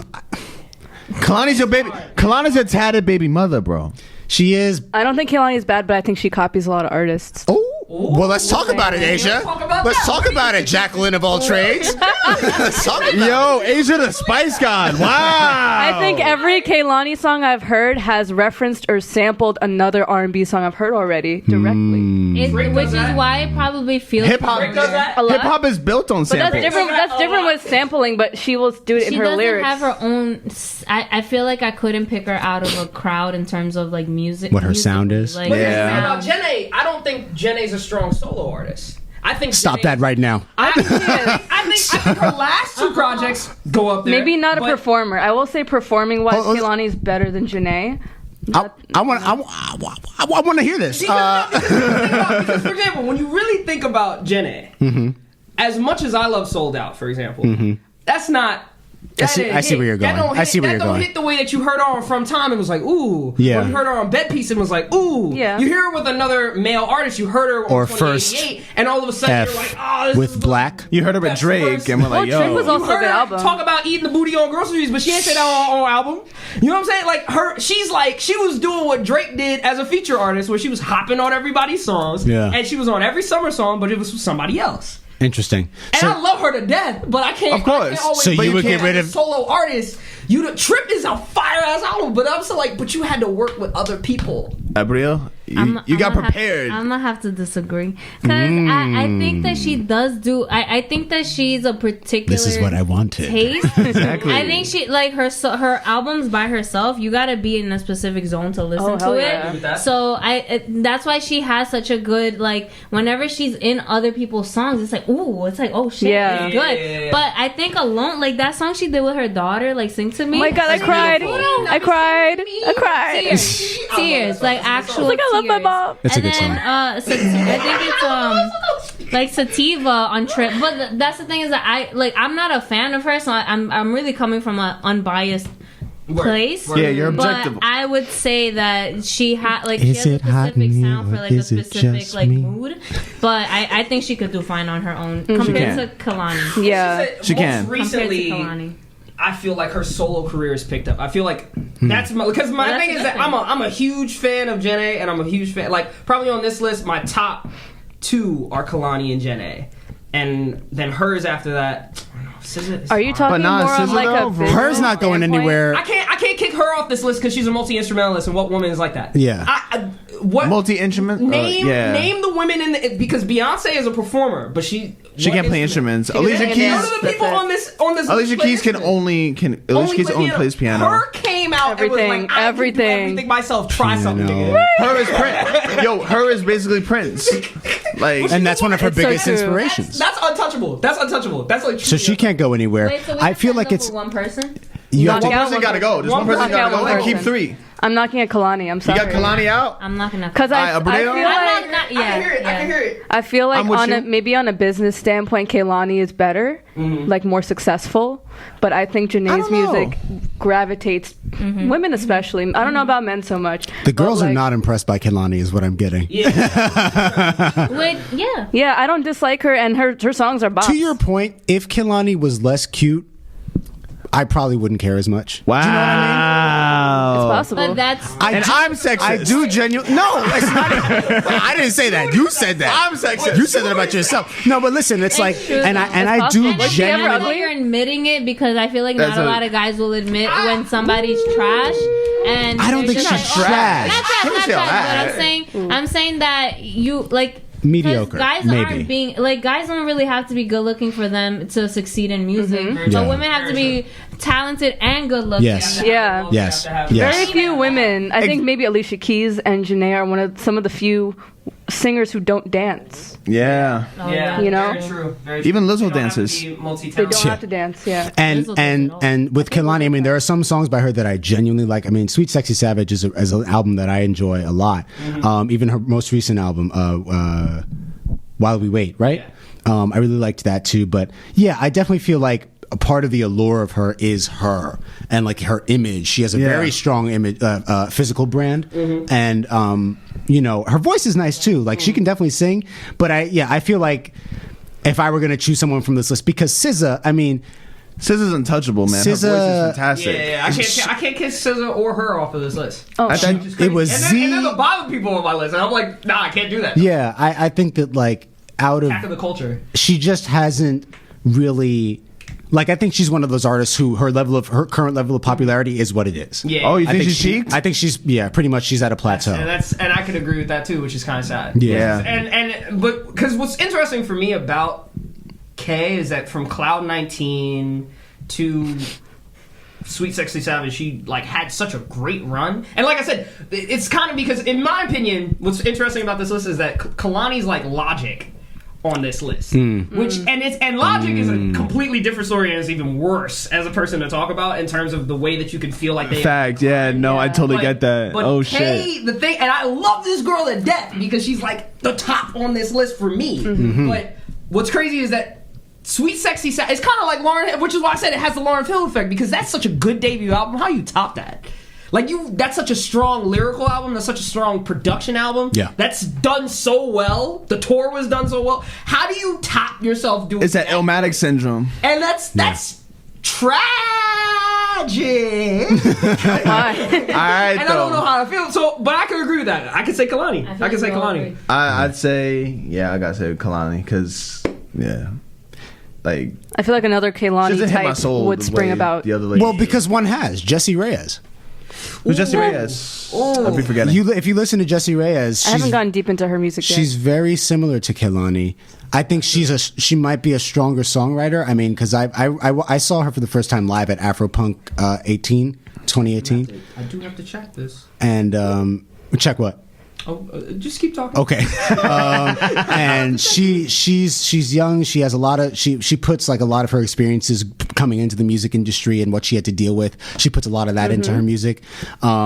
So I think that like she is another Kehlani type, even to the quality of their voice. Yeah, that like raspy soprano that they have. And I hear so many up and coming female artists who have her sound. Yeah. You know? So not to say that, I mean, she probably influenced a lot of those people, but I still feel like there's other artists who've influenced everyone like that.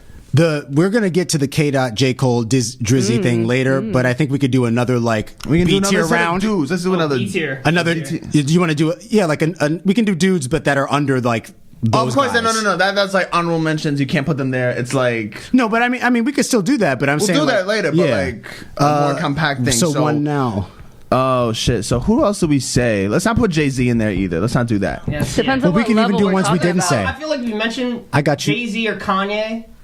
The thing about doing that is, like I said, it's we were just talking about this during the break of the syndrome of the fact that that's really last decade because their influence on the last decade informed this decade. Yeah. So. And it continued on to this decade. So I think we need to. You could do. Consider people. Here's one you could do. ASAP.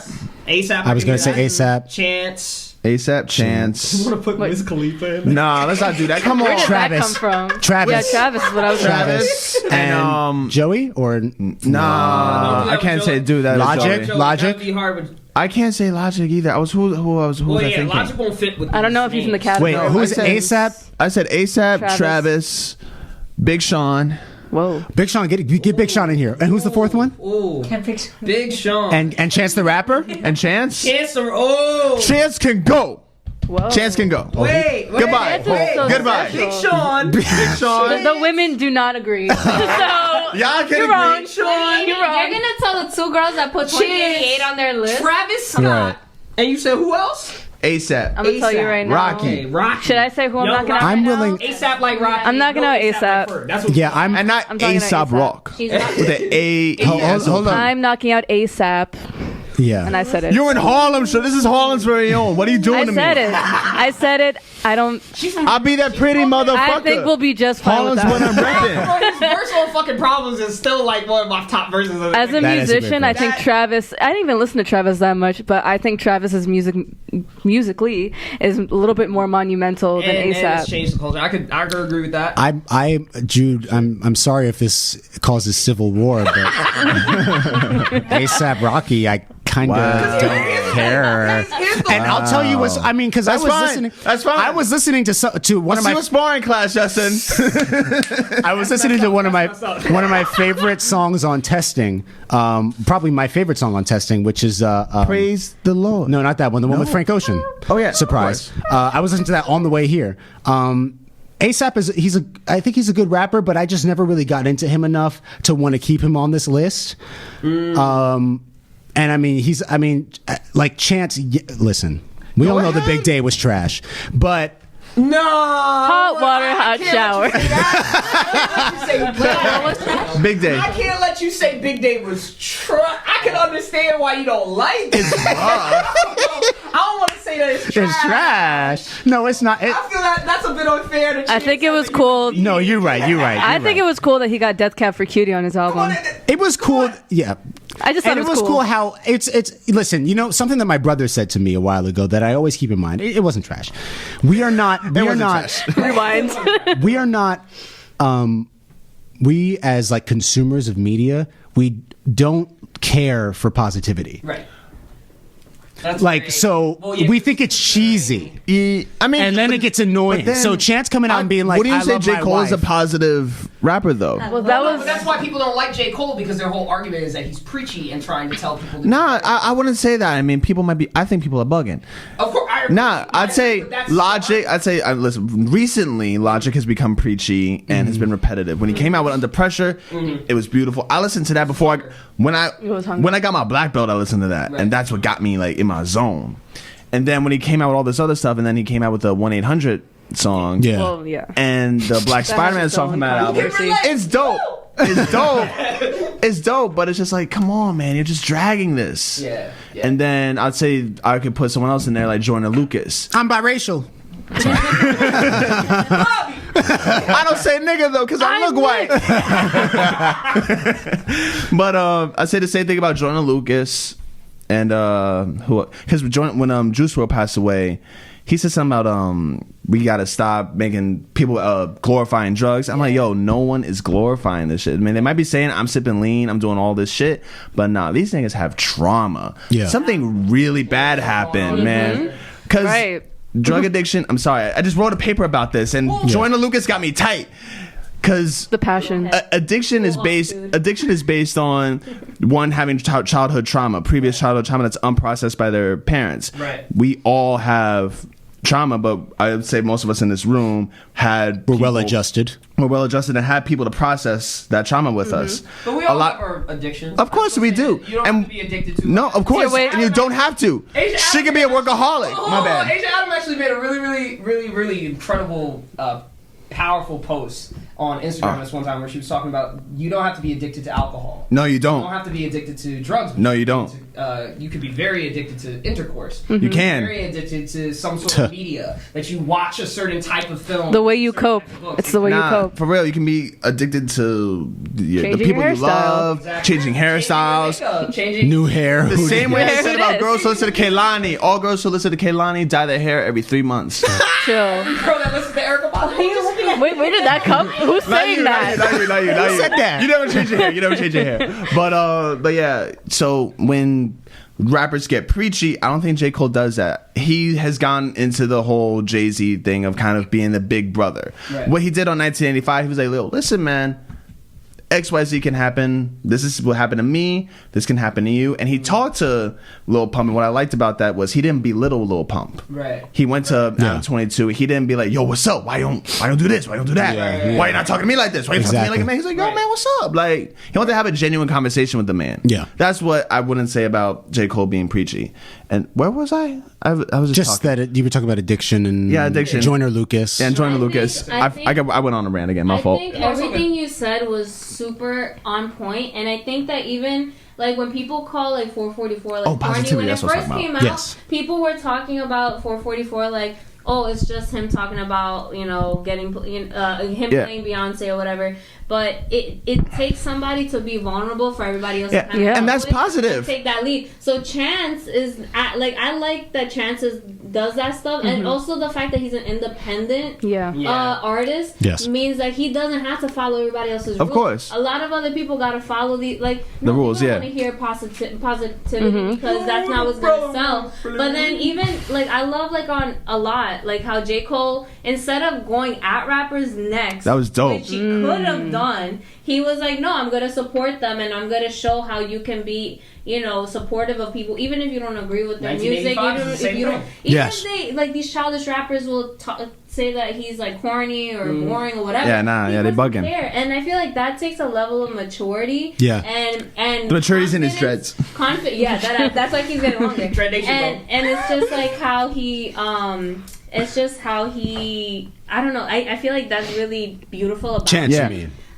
In terms of Chance, like you were talking about Cole? I was talking about Cole. Sorry. But just even jumping off of that, like talking about Chance, like how I respect that he does it, regardless of the fact that people would pressure him into, because it's true, like people, like bad news spreads, you know, negative energy. All that negative. And that was the controversy with Coloring Book, was when it came out in contrast to acid rap, people were like, oh, this shit whack. It's because he's talking about positive things and he's like becoming one of this religion. God forbid that his life changes for the better. Right. God forbid he loves his child. That's why I think Big Day is such an interesting project, because I don't think that it's necessarily trash. I think that there's a lot of great ideas that happen on that album, and sonically it's better mixed and mastered. I think it's weird that the other projects were mixtapes. Like I was like, even Coloring Book is a mixtape? Like this is his first mixtape to get a Grammy. And I can understand that people could think it's very tepid and not very it's not influential in any way, but I think for artists to be able to be independent, like, hey man, Eternal, I'll bop to that. Yo, listen, Hot Shower, love that. Hot Shower might be like one of those bad songs that you like, this is bad, but then you can't. I'm still moving my body. It's like so what's for really me the argument? I mean, but it's like I Wanted That Way from Backstreet Boys. It's a badass, it's a terrible song, but it's magnificent. You know what, Amir? I think you'll appreciate this, and also Danny will in the back. Dave Franco said this when they were making the movie about Tommy Wiseau in The Room. He was like, at what point are we just going to admit that a movie is good? Like, if we keep, like, what is so bad it's good mean? If we keep watching it, that means it's a good movie, right? So, like, I mean, I think that's the logic you're kind of applying, is that if you're listening to a song and it's like, oh God, this song is so cheesy, whatever, like I hate it, but you keep listening to it, you know what I mean? And it can be two different levels. I mean, you can like objectively maybe think it's a bad song or whatever, or like, but listen, this year I came into a realization for the rest of my life, I'm done pretending I don't like stuff. So I fully have Billie Eilish songs on my Spotify playlist. I fully have a Dua Lipa song. Yeah, I like. Hey, listen, Rosalia has been in my top 10 for a long time, and I'm upset. But I just know I just want to take the second before we move on. Oh yeah, I do really want to say that we should all pay attention and not forget the fact that Dow Baby never spits a verse that has anything to do with the song that he's rapping. I just needed to say that out loud. So moving on. Say The Mask. DaBaby is on DaBaby is on the TL this weekend for a different reason. Oh yeah. He was being spicy, and so was ASAP was being spicy. Yeah. God, just. Hey, so I think ASAP gotta go. All right, ASAP gotta go. Oh right, yeah. ASAP. And I love ASAP. ASAP might have to go. Yeah, I mean Big Sean.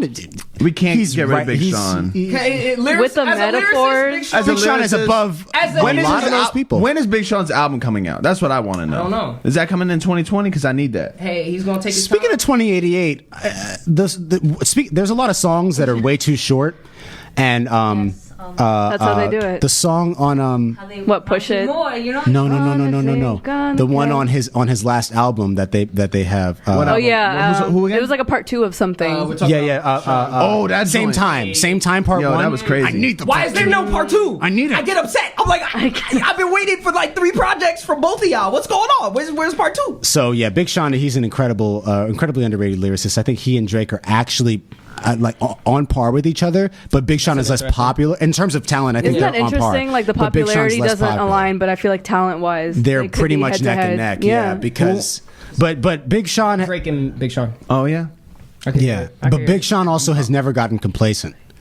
That would be my argument of why I prefer Sean nowadays more than Drake. Yeah, because of his Big Sean stay hungry. hasn't ended. Exactly, he stay hungry Because he hasn't gotten his flowers yet. That's true. But do you think there's been an evolution ASAP. with Big Sean? You getting rid of Chance. I'm getting rid of Chance, and I did just say that. Well, I don't really like Travis Scott like that either. I think he's a little overhyped.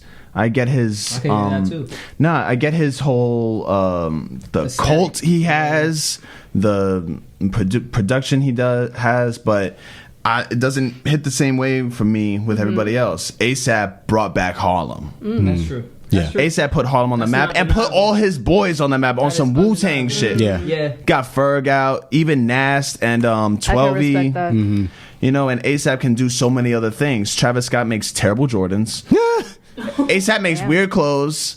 We're not going to let ASAP forget that Calvin Klein image, okay? That was bad pause. I'm sorry. Let me be mature about it. But yo, you looked like it looked like maternity pants. Yeah, bro. he was wearing these like Yikes. these It was wild. It was high wild. water briefs. But I've never seen anything like it. ASAP is also able to do different things.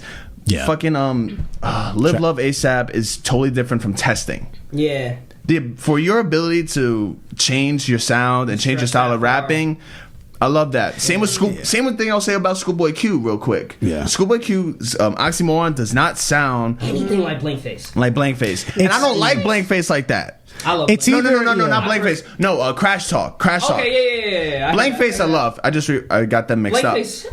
Blankface was crazy. From start to finish. It was insane. I know people hate that album, but God. Whoever hates that album I like Blankface. is a fucking lie. I like Blankface. They're I have to go back to that actually because that has a track with SZA on it that I'm remembering now, right? Doesn't Let's it? talk about it. Let's talk about And it. That has that part on and it. real quick, that's that part. That was a bop. And also, real quick, TDE is the best label in hip hop right now. Yeah. Period. Ooh. Yeah. Think about who they have I and can't what they argue put against out. it. No, I realized that Kendrick, after you said the J. Cole- LA J. thing, I Cole, realized J that. Rock, Absol, Schoolboy Q, So powerful. SZA, and my nigga Sir. Wait, And Isaiah Rashad, did we say? Isaiah Rashad. And I'm still waiting on his album. And Zakari. And who else am I missing? Am I missing anybody else? No. Those are the heavy hitters. Those are the heavy hitters. I mean- No. There's one more name. There's one more name, bro. There's one more name. And at Lance Skywalker. I said Absol, J Rock, Absol. Schoolboy I Q. believe in you guys. All right, that's who I was like. Did you say No, Reason. They just put out. There it is. They just put out a new artist named Reason. Okay. Yo, Yeah, this yeah, kid is Reason. insane. I saw his first show in New York on the J Rock tour. He killed that shit, and no one heard his album yet.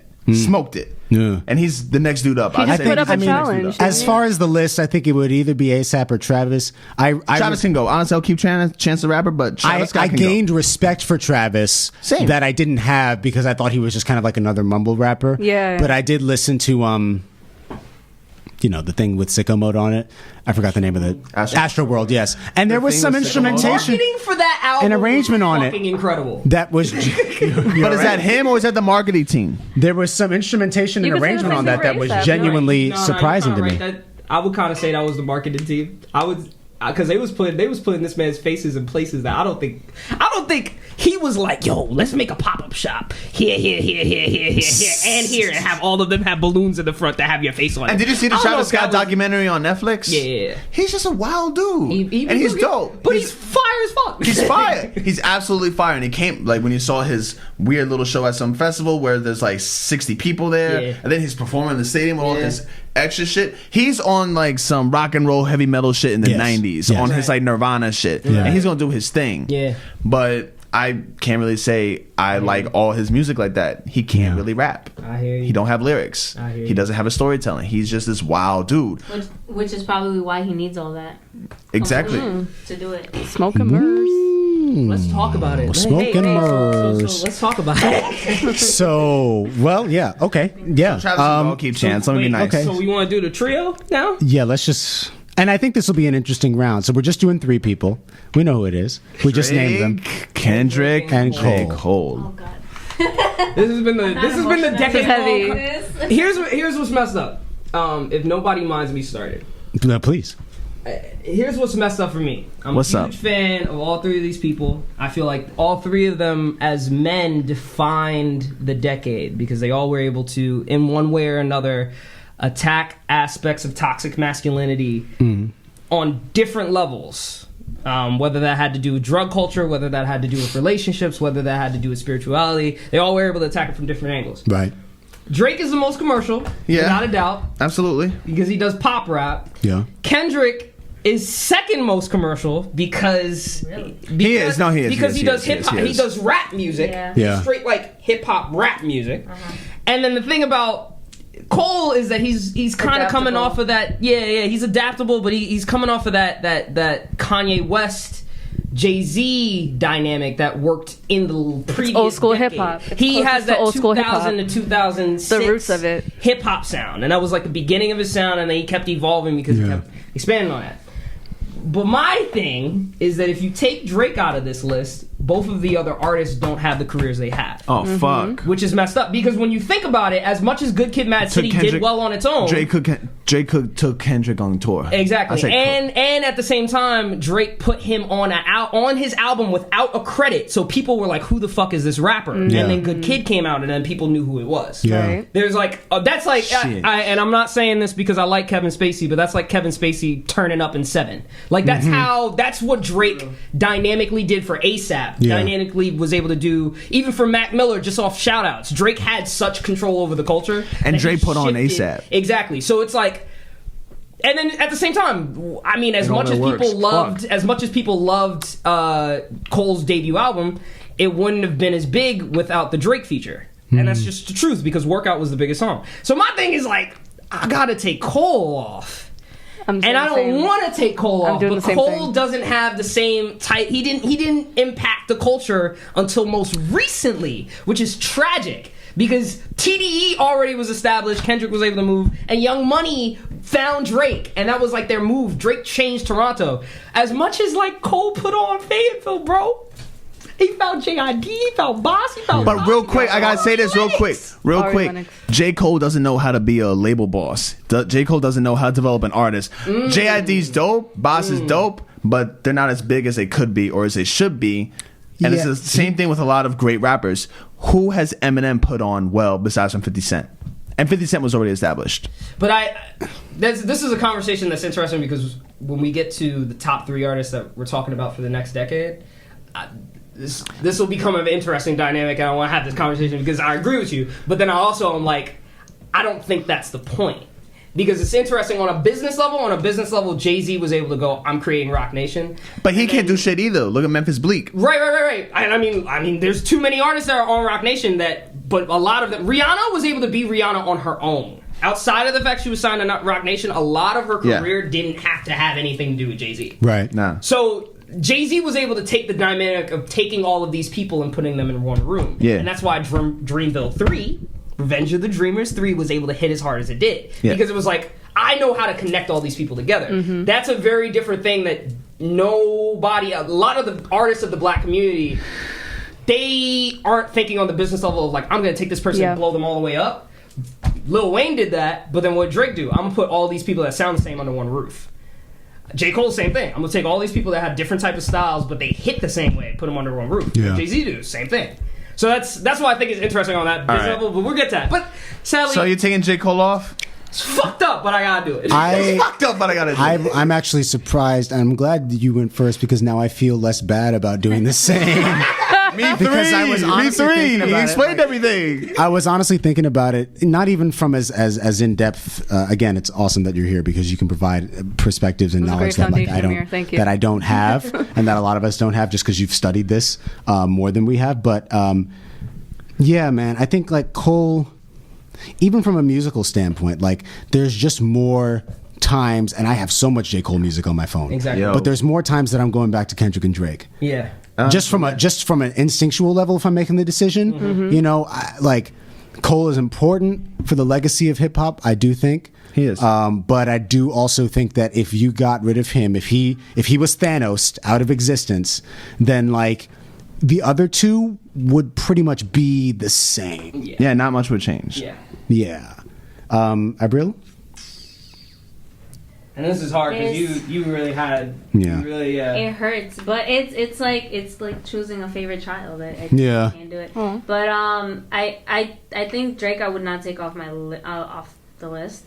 I was surprised that you said that Kendrick is more commercial, because I feel like back to what we said about J. Cole, that he's more digestible to more people. Like it's, you know, like when people, like I could listen to more J. Cole songs in the club than I can Kendrick songs. I would say, like it's hard to listen to Pimp a Butterfly in the club. Yeah, because Middle Child can come on in the club and you're like, oh hell yeah, like, please, all these songs from beginning to end. Facts. Like there's a lot more songs that J. Cole has that you can that I feel like are easy to play at anywhere, the club or a company holiday party or here or here or whatever it is. So and it's not clicky. You don't have to like. You don't gotta get it. You don't gotta like. Yeah. You know. So it's so I don't know. So I would. Damn, shorty, what you gotta say? Oh no. Drum roll. So. Like, they would have to disappear, like, all their music disappears? All their music disappears and all the things that they've influenced. It's like they've been aborted.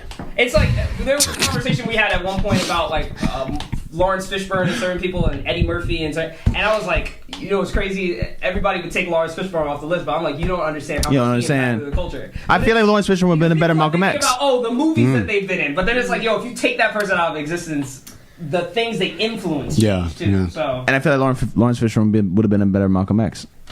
Damn. I'm gonna go just based on career and then also longevity, like where, like them, I'm seeing them doing a lot in the future, and then also who they've impacted. I'll keep Kendrick. Okay. So, but I still love Jay.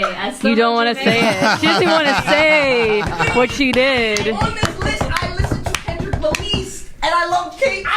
Cole objectively more. Than I listen to Kendrick Lamar. That's tragic. Yeah, tragedy to me. But you know, this points, and Asia, you said J. Cole immediately, so we already know. I mean, I could explain myself, but it's fine. Please explain yourself, sis. Definitely explain. Speak on it. What's your lavender? Drop. Being a musician and a songwriter, I know I keep saying this, I'm not trying to gas myself at all, I promise. As a songwriter, I think that Kendrick, I don't want to say J. Cole is not passionate, because he's extremely passionate, but Kendrick, you could really feel the passion in his music, his emotion. The song "You," when it switches and he's like out, like at a bar or some shit. Feel's also a good one. Like there's so many songs, even his older music, the song where it's like perspective, like a guy and a girl, what's it called? That has Javante in it, the singer. Isn't it all Overly Dedicated? It's on Overly Dedicated. No, it's not She Knows. I think it's a J. Cole song. She Knows. She knows it's a J. Cole. She know. Yeah. And I know. She knows the video. There's a Kendrick song on OD, and it's basically like two sides of a relationship. And you know, I live for that shit, that artistic shit that you put in music. New ways to personify. He's a painter, and I think that J. Cole can paint a picture too, but it's not as saturated as when Kendrick is. No, Kendrick paints. J. Cole takes the picture. It's a narrator. And then he kind of tells you what's in it. You know? That's a good one. Oh, shit. Opposites attract. Yes. On another business tip, I swear the video footage of this can confirm that I just looked this up just now. Spotify, right? Spotify. We just were talking about Spotify. Yo, he dropped them numbers on the kid. No, because I was like I don't want to prove myself wrong, but I guess I'm gonna have to try. Yeah. Drake is one of the highest earners on Spotify right now. Period. Talking about artists in general, and which is I don't like Drake as much as I used to. I listened when you pay attention to the reason why Drake is in my top 10. It's not because like I love his new music. It's because I love his old music. I don't listen to that so much. Yep. But Drake has 45 million monthly listeners on Spotify. Kendrick has 23 million, and he beats out J. Cole by 3 million. Wow. J. Cole loses at 20 million. And that's crazy because it's slight. But that's what you said. The breakdown of the But how did commercial. Drake get that 20 mil jump? It's the ladies. The 22 mil jump.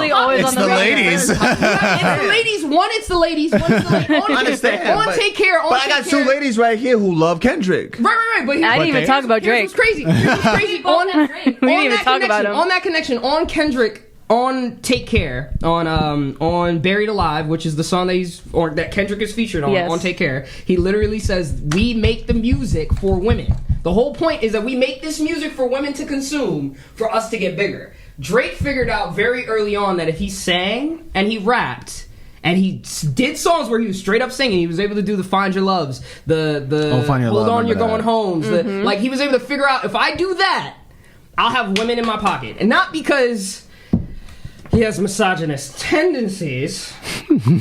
I think it's just fuckboy. But also, I think it's just sad fuckboy tendencies. Do you see the way Rihanna curved his kiss that one time? Yeah, because Drake. I have a problem with Drake. Drake is just. All right. Please do. Can one moment? Because all right, the reason Dime. I love Drake, but he represents a lot of these nice guys that you see out here who think that because those are not nice guys. They're not. That it's quote unquote nice guys. Yeah. So because they're like, oh, I make music for women. I put women on my music. I whatever it is that he claims.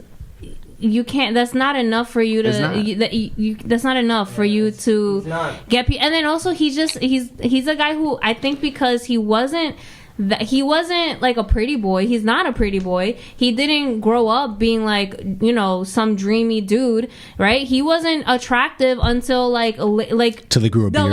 The last couple years and gained like 20 pounds. Yeah. Until he got money, he wasn't considered that attractive. Yeah, and so he's definitely Wear My Hug. This is like a therapy thing. He definitely is that type, and because he looks good now, or he's considered good looking now, or whatever it is, that's why he kind of like he still has those tendencies of like back in the had this been 20 years ago or 15 years ago, Nicki would have been dubbing him. Rihanna would have been dubbing him, and because those are women who know who they are and whatever, that's why they're dubbing him now, because they see past that. They don't care that he has however many million listeners on Spotify. They know him personally too. That's why Pusha T ripping him. And I hate talking about this. It was the most excellent beef of all time. What's so interesting is that this Drake dynamic, because I'm a huge fan of this dude, and what's so intriguing about the beginning of his career is that he was aware of the very thing that you're talking about, bro. Like, he was able to go, hey, I reckon, like, the people I'm surrounded by are the people that are like, oh, let's bring women over here and do things like that. And his whole point in Take Care was like, how the hell did I start becoming this type of guy? Which is so intriguing to me, because he made 2 albums straight. He admits on his first album, when you think in retrospect to now how he is as a human being, that he had a girlfriend who became an ex that has an abortion. Oh, that for real? He admits that on the Resistance, on Thank Me Later. On his debut album, he talks about that. I remember that dynamic. I remember that. Oh, I didn't know that. And that's insane. When you really go back and listen to his music, you see. I did not like Thank Me Later. I like that a lot, actually. Trajectory of becoming the person that he is now, and his whole point of being like, this was the last person that I wanted to be. He was fighting for his life to not become what he is now. Yeah. And then Pusha T comes along and goes, hey, so you're killing me with this. Meek Mill couldn't do nothing because it's numbers. He's trying to attack, oh, well, you're not a real rapper because you got other rappers rapping for you, rapper. Like, yeah. And Meek Mill can't rap. And it was like, all right, cool. Oh, that's a conversation. He just scream. All Meek Mill does is scream. You're right. I Listen, scream like X a can million hear streets you from according to Childish downstairs. Gambino. X, talk to me, kid. But it's crazy because then when you look at Drake, the whole point is that what do you do in your music? The only thing you talk about is your mother, your father. You talk about the personal insecurities of your life. Yes. And that's why people like you. Then all of a sudden, Pusha T goes, all right, so let's turn the mirror on you and really analyze why those insecurities exist. About your parent. That's one of the messed up beats. And it got really dirty. Jay-Z might have been able to be like, yo, I skeeted on your girl in a car, Nas. But that's not the same as, yo, you impregnated a porn star because at the end of the day your parents didn't love each other and couldn't show you how to love yourself. That is the most fucked up thing to do to somebody on a record that doesn't make money. They dug deep. No, but you're right. And this is the top, and I love that song of our decade. That's the top artist of our decade. That's crazy. That just talks about it. Which goes back to my point. You can't be a nice guy and say that you respect women and all this stuff when you totally hiding a whole baby. God damn. Oh, man. I'm not riding the world for my kid. And also, given the fact that there's a song before all that happened, there's a song I couldn't remember which one it was, but there's one. It could have been like Controller or one that Kendrick something. Joint? That was crazy. No. There was one where he says like, oh, like he's roasting somebody else for like, oh, how you have a child and you're not taking care of it, and then in retrospect, that is quite ironic. Hey, this man said back in 2009 on So Far Gone, diss me, you'll never hear a reply for it. What happened, Drake? Why you got so many diss records now? Yeah. Yo, word. Contradiction of character. Back to back, charged up. You have to Because he's insecure with what Charlamagne says all the time. Yo, Drake, you soft. Why you wearing black gloves and you talking to shorties all the time? Why you out here in the headlines video with your hoodie on trying to be hard in the elevator? Yeah, I'm rap nigga. It's word. Yeah. You know, and sipping lean and shit. It's an unfortunate position to be in if you're Drake. But he's so great with everything else he does. I don't think so. I think that because Drake is the only corny dude who will keep thriving and succeeding. Like that's true. He's like that friend who's a little bit corny, but he's still cool. Like you still fuck with him. Yeah. Like name dropping people, bro. I gotta edit that out. Well, you know who I'm talking about? I know. No. I didn't think you meant it. All right, I think. But I know him from your Instagram. You do.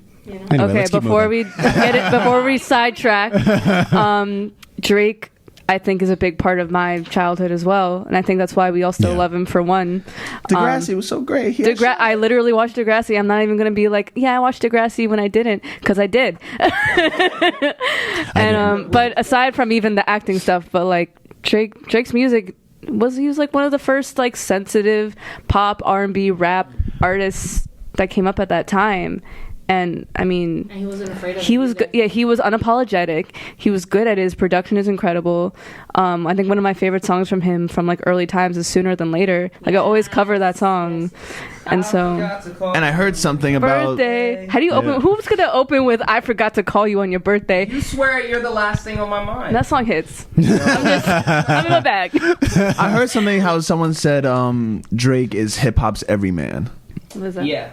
And I forgot how they put it, but I agreed with the statement. Well, I forgot how they put it. I think it stems from the fact that backpack rap, which is something that, in my opinion, this is a Tribe Called Quest. It's Mos Def, the Talib. It's that energy of the 90s hip hop became Kanye West in, you know, in 06, 04. Being like, all right, yo, like literally wearing a backpack. I dropped out of college. That late registration shit, yeah. So then, like I said, because that's the thing.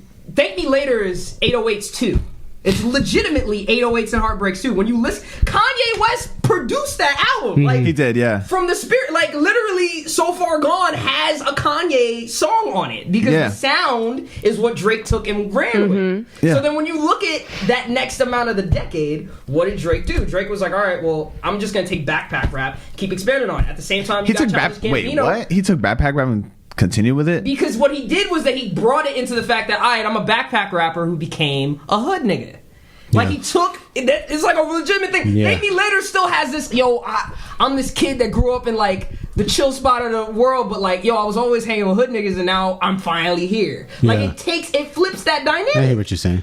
But Childish Gambino, all of those types of artists, the Kid Cudis, the Childish Gambinos, even the Wiz Khalifa to some extent, all of that type of energy came from Drake being able to be I could be a sensitive rapper. And I have to worry about me being honest in my music. I could be as honest as I want to be and not have to put up a front. Now that I'm being braggadocious, it's cool to be braggadocious because I didn't get the chance to do that until I got famous. Shit, damn it. Story of my life. So yeah. All good points made by all. One thing that I was going to say earlier. Quick, are we all getting rid of J. Cole? Yeah, Yes. I'm sorry. Sadly. Unfortunately. Love you. And I don't want to do that. But We don't want to do that, but like shit. I think, but and it reminded me of something that you talked about before, Amir. Last time we were here, actually, ironically, is how he's kind of in executive mode. He's aging out a little bit, J. Cole, and it kind of makes sense that he may not be the one who we see a future for as much as we do with the other two. Yeah. Even though J. Cole's like gonna release another album or whatever, but like Drake, you just imagine is gonna be doing features on people's songs until he's 68. Exactly. And Kendrick will eventually stop, but he'll like disappear strangely, and no one will know where he went. And he already has a kid, I think. Oh yeah. Yeah, it'll be like he'll be like Captain America. He'll go and he'll come back all gray and old, and he'll like, I lived my life. He'll pass the shield to someone else. Real quick, because it's we're winding down, and I want you guys to be able to talk about the things you're doing. Let's each, if we can do it without naming someone who's already been named, let's talk about at least one artist that we're looking forward to coming up in the next few years. Ladies, I'm going with Jadena. Yes, thank you. Good choice. I'm glad you did. I mean, I knew you were going to do it because you mentioned him off rip. I'm glad you did. And I saw him in live, and just like his presence, and I think overall as an artist, he's very good. Yeah. And I hope he does amazing in the next 5 years, 10 years. Agreed. Asia. I was gonna say Get Back to Me, but I'm gonna just say one that I definitely see a lot for. I really see a lot for Saba. I'm gonna be so dedicated to that man because like I'm gonna Saba, pull up. come through. Pull up. Yeah, bet. Amir. It's weird because a lot of the people that I wanted to talk about have been mentioned today, but the one person I haven't mentioned is John Bellion. I think still on my business tip, the people that I wanted to talk about were like J. Cole because of Dreamville. There's only a few artists right now that have created the new labels for the next amount of artists, and it's the independent artist becoming a part of the system and then being like, I don't want to be a part of the system anymore, so I'm going to create a branch over here that exists. So Dreamville, John Bellion's Beautiful Mind. I really wanted to talk about Saba and No Name and Smino because I think that they're about to create a movement. Oh my God. Yes. Stay woke. Going to change hip hop and hip hop, R&B, and soul and jazz. I think all of that's about to happen in this next. Black music about to change. But Bellion specifically because he has taken, as a Long Island artist, he's taken his now influence and is creating a label for new types of pop artists and new types of R&B artists and new types of hip hop artists that aren't the average look. And I want to talk about her because. Oh my God! I should have said her. Well, my heart. She's on my list, but we did talk about her a little bit, but yeah. So I don't know if you. Her was gonna be shit. I think her is more powerful than we realize. I hope. Absolutely. Listen, I'm gonna say a bunch right now because I have a lot of ideas in my head and I want to spread the love. Yo, I want what's her name? Rico Nasty. Yes. I want her to pop the fuck Let me off. know. It's starting. I love how weird she is. It's starting. I love her. She's the Erykah Badu of rap. No, she's not. She's like way more grunge gangster. rap. She's way more gangster than Erykah Badu. But I'm The saying like power. how eccentric she is, like the weird. She looking like the Mortal Kombat character or some shit. And that's like a thing now. But Tierra Whack, Late Key 47. Women are about I'ma say it again. Yo, I hope to God the women rappers rule the 2020s. Since I always had this problem with female rappers. I support it. Because check this out. Because yo, I support the listen vision. real quick. I'm sexist as fuck, but I felt like a lot of female rappers jumped to singing. Yeah, they jumped to the singing shit. Nicki jumped to fucking super bass, boom, boom, boom, boom. No, you know, like yeah, that's what it was. You know, and they didn't stick to their rapping. And of course, you're an artist, you can spread your wings and fly. But yo, stick to the rapping, like Rhapsody, of course. I hope the women who rap stick to their rapping, do their thing, and support each other. Of course. You know, the greatest story of the decade is Cardi. Yeah. She was a blood stripper in the early of the decade in high school. Yeah. And then evolution. She's in Pepsi commercials. I have such a Michael Jackson's in Pepsi commercials. Like, come on, son. I think she's like, you can't hate on her. Meg Thee Stallion. I understand that Meg people. Thee Stallion. I can't forget Meg Thee Stallion. I hope she runs shit. And then to the other side, something I'm right now think is peaking, but I hope they're continuing to rise. But I'm kind of worried that they're plateauing. Is Griselda. Griselda, Benny the Butcher, Westside Gun, and Conway the Machine. These niggas are nasty. They're like in their late 30s, but they are running. Put them on. They're putting on that new gangster shit, and they brought a whole new area of New York, Buffalo. When was the last time you heard anything from Buffalo? Yeah. Bro.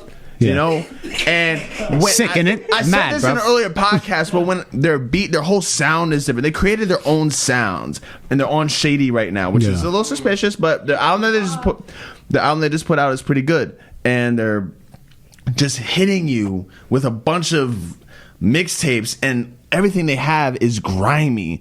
Westside Gun's mixtape series is called Hitler Wears Hermes. He's got 7 mixtapes of this shit. It is the wildest title ever, but it is fucking fire. And Conway is crazy. Conway has got shot in his neck and his lip looks crazy. Right. And Benny the Butcher is a lyrical machine. Yeah. So I hope that they continue to rise and keep it up for the gangster shit, you know? I hope guys like, I think YG kind of topped off after his first album. Ironic, he's with the Kalani. Yeah. You know, I love YG. I love Schoolboy. I love the whole West Coast. But yeah, I think all the females that are coming out. I hate saying it like that. All the women. No, I can say all the women. Yeah, but it flew off the tongue. Yeah, all the women coming out. I hope they just stick to rapping and they don't fall for the poppy trick. And I don't think they will. I don't think. Because Doja Cat was authentic with Juicy. That was authentic. I'm surprised you didn't say Doja, Asia. You know? I said Doja like 3 times. Well, you said it at the beginning. I didn't put on any list. No, like just now she said Doja. And then Rico. But for everybody, Rico, Meg, Doja, 47, and because I can't pronounce her first, Lakey or Leke? Yeah, I know who you're talking about. I think it's Lakey or something. Girl Blunt. Leke 47? It's a girl blunt. I only smoke girl blunts. There we go. You know what I'm saying? But and then on Insecure. And then Griselda Insecure Records. is how I found about it. I think that's what's gonna rock the 2020s. Well, all right. All of you said artists that I'm the ones that I'm familiar with. I'm excited for them. Her is another big part of the inspiration behind why I started writing it.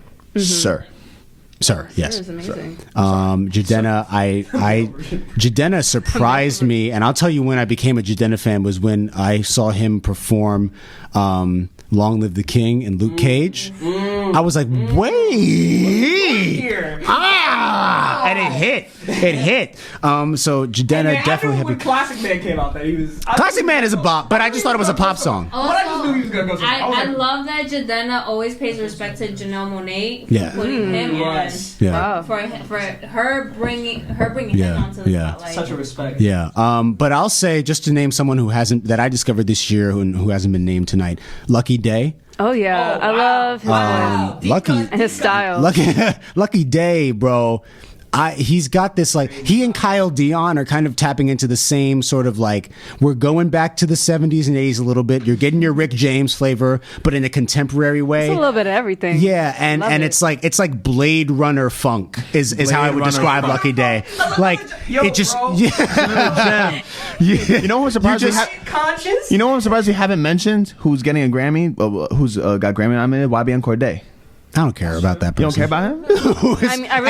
Anyone with any of those alphabet boys in rap? I like alphabet boys. Any littles, YFN. Can that be a label? YBN, alphabet boys. In my personal opinion, I just think YBN needs to grow up. NLE. And I don't like that he's on all these her songs. I can't find the original version of Lord Is Coming, but I can find the one with YBN Corday on it. No, Damn. get out of here, bro. Your version, whatever. I understand the popularity. I'm getting upset.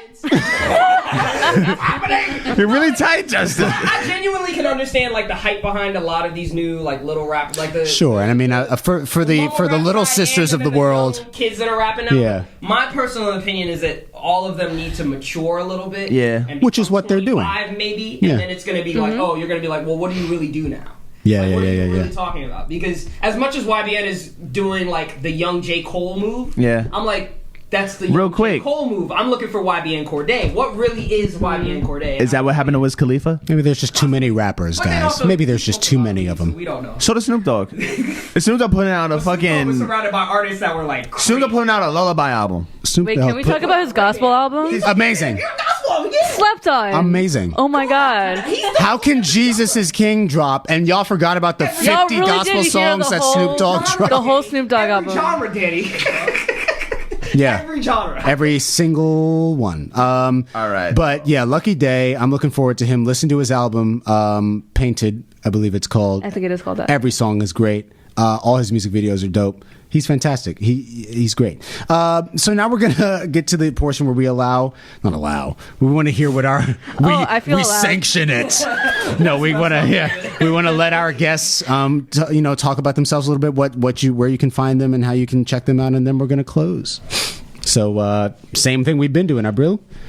Girl. Go first. I'm not a creative. I got a regular 9-to-5 job. You're doing better than me. That ain't no She's gonna be on problem. this podcast Get more. that You never boy. know. On Instagram. Cause You never I'm- know. That ain't no Follow problem. me on Instagram. You can endorse me on LinkedIn. Hey. Please. Slide into the I think LinkedIn that's DMs. about it. My Instagram is Abril NYC.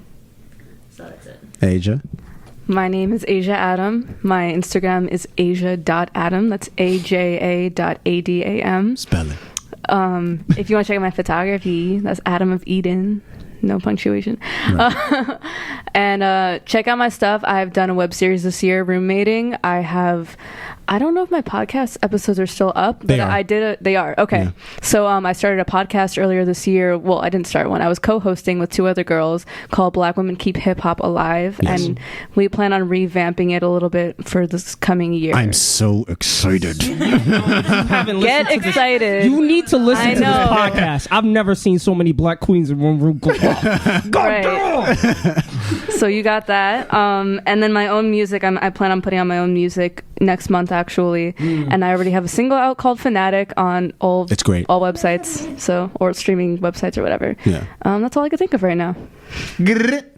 Hi, this has been Amir Royale. I'm an artist, entrepreneur from St. Albans, Queens. You can find me on everything as Amir Royale, AMIR ROYALE. I collaborate with pretty much every single person in this room so often. I can't wait to see all of these people rise above. Hello. Rise above, you know what I'm saying?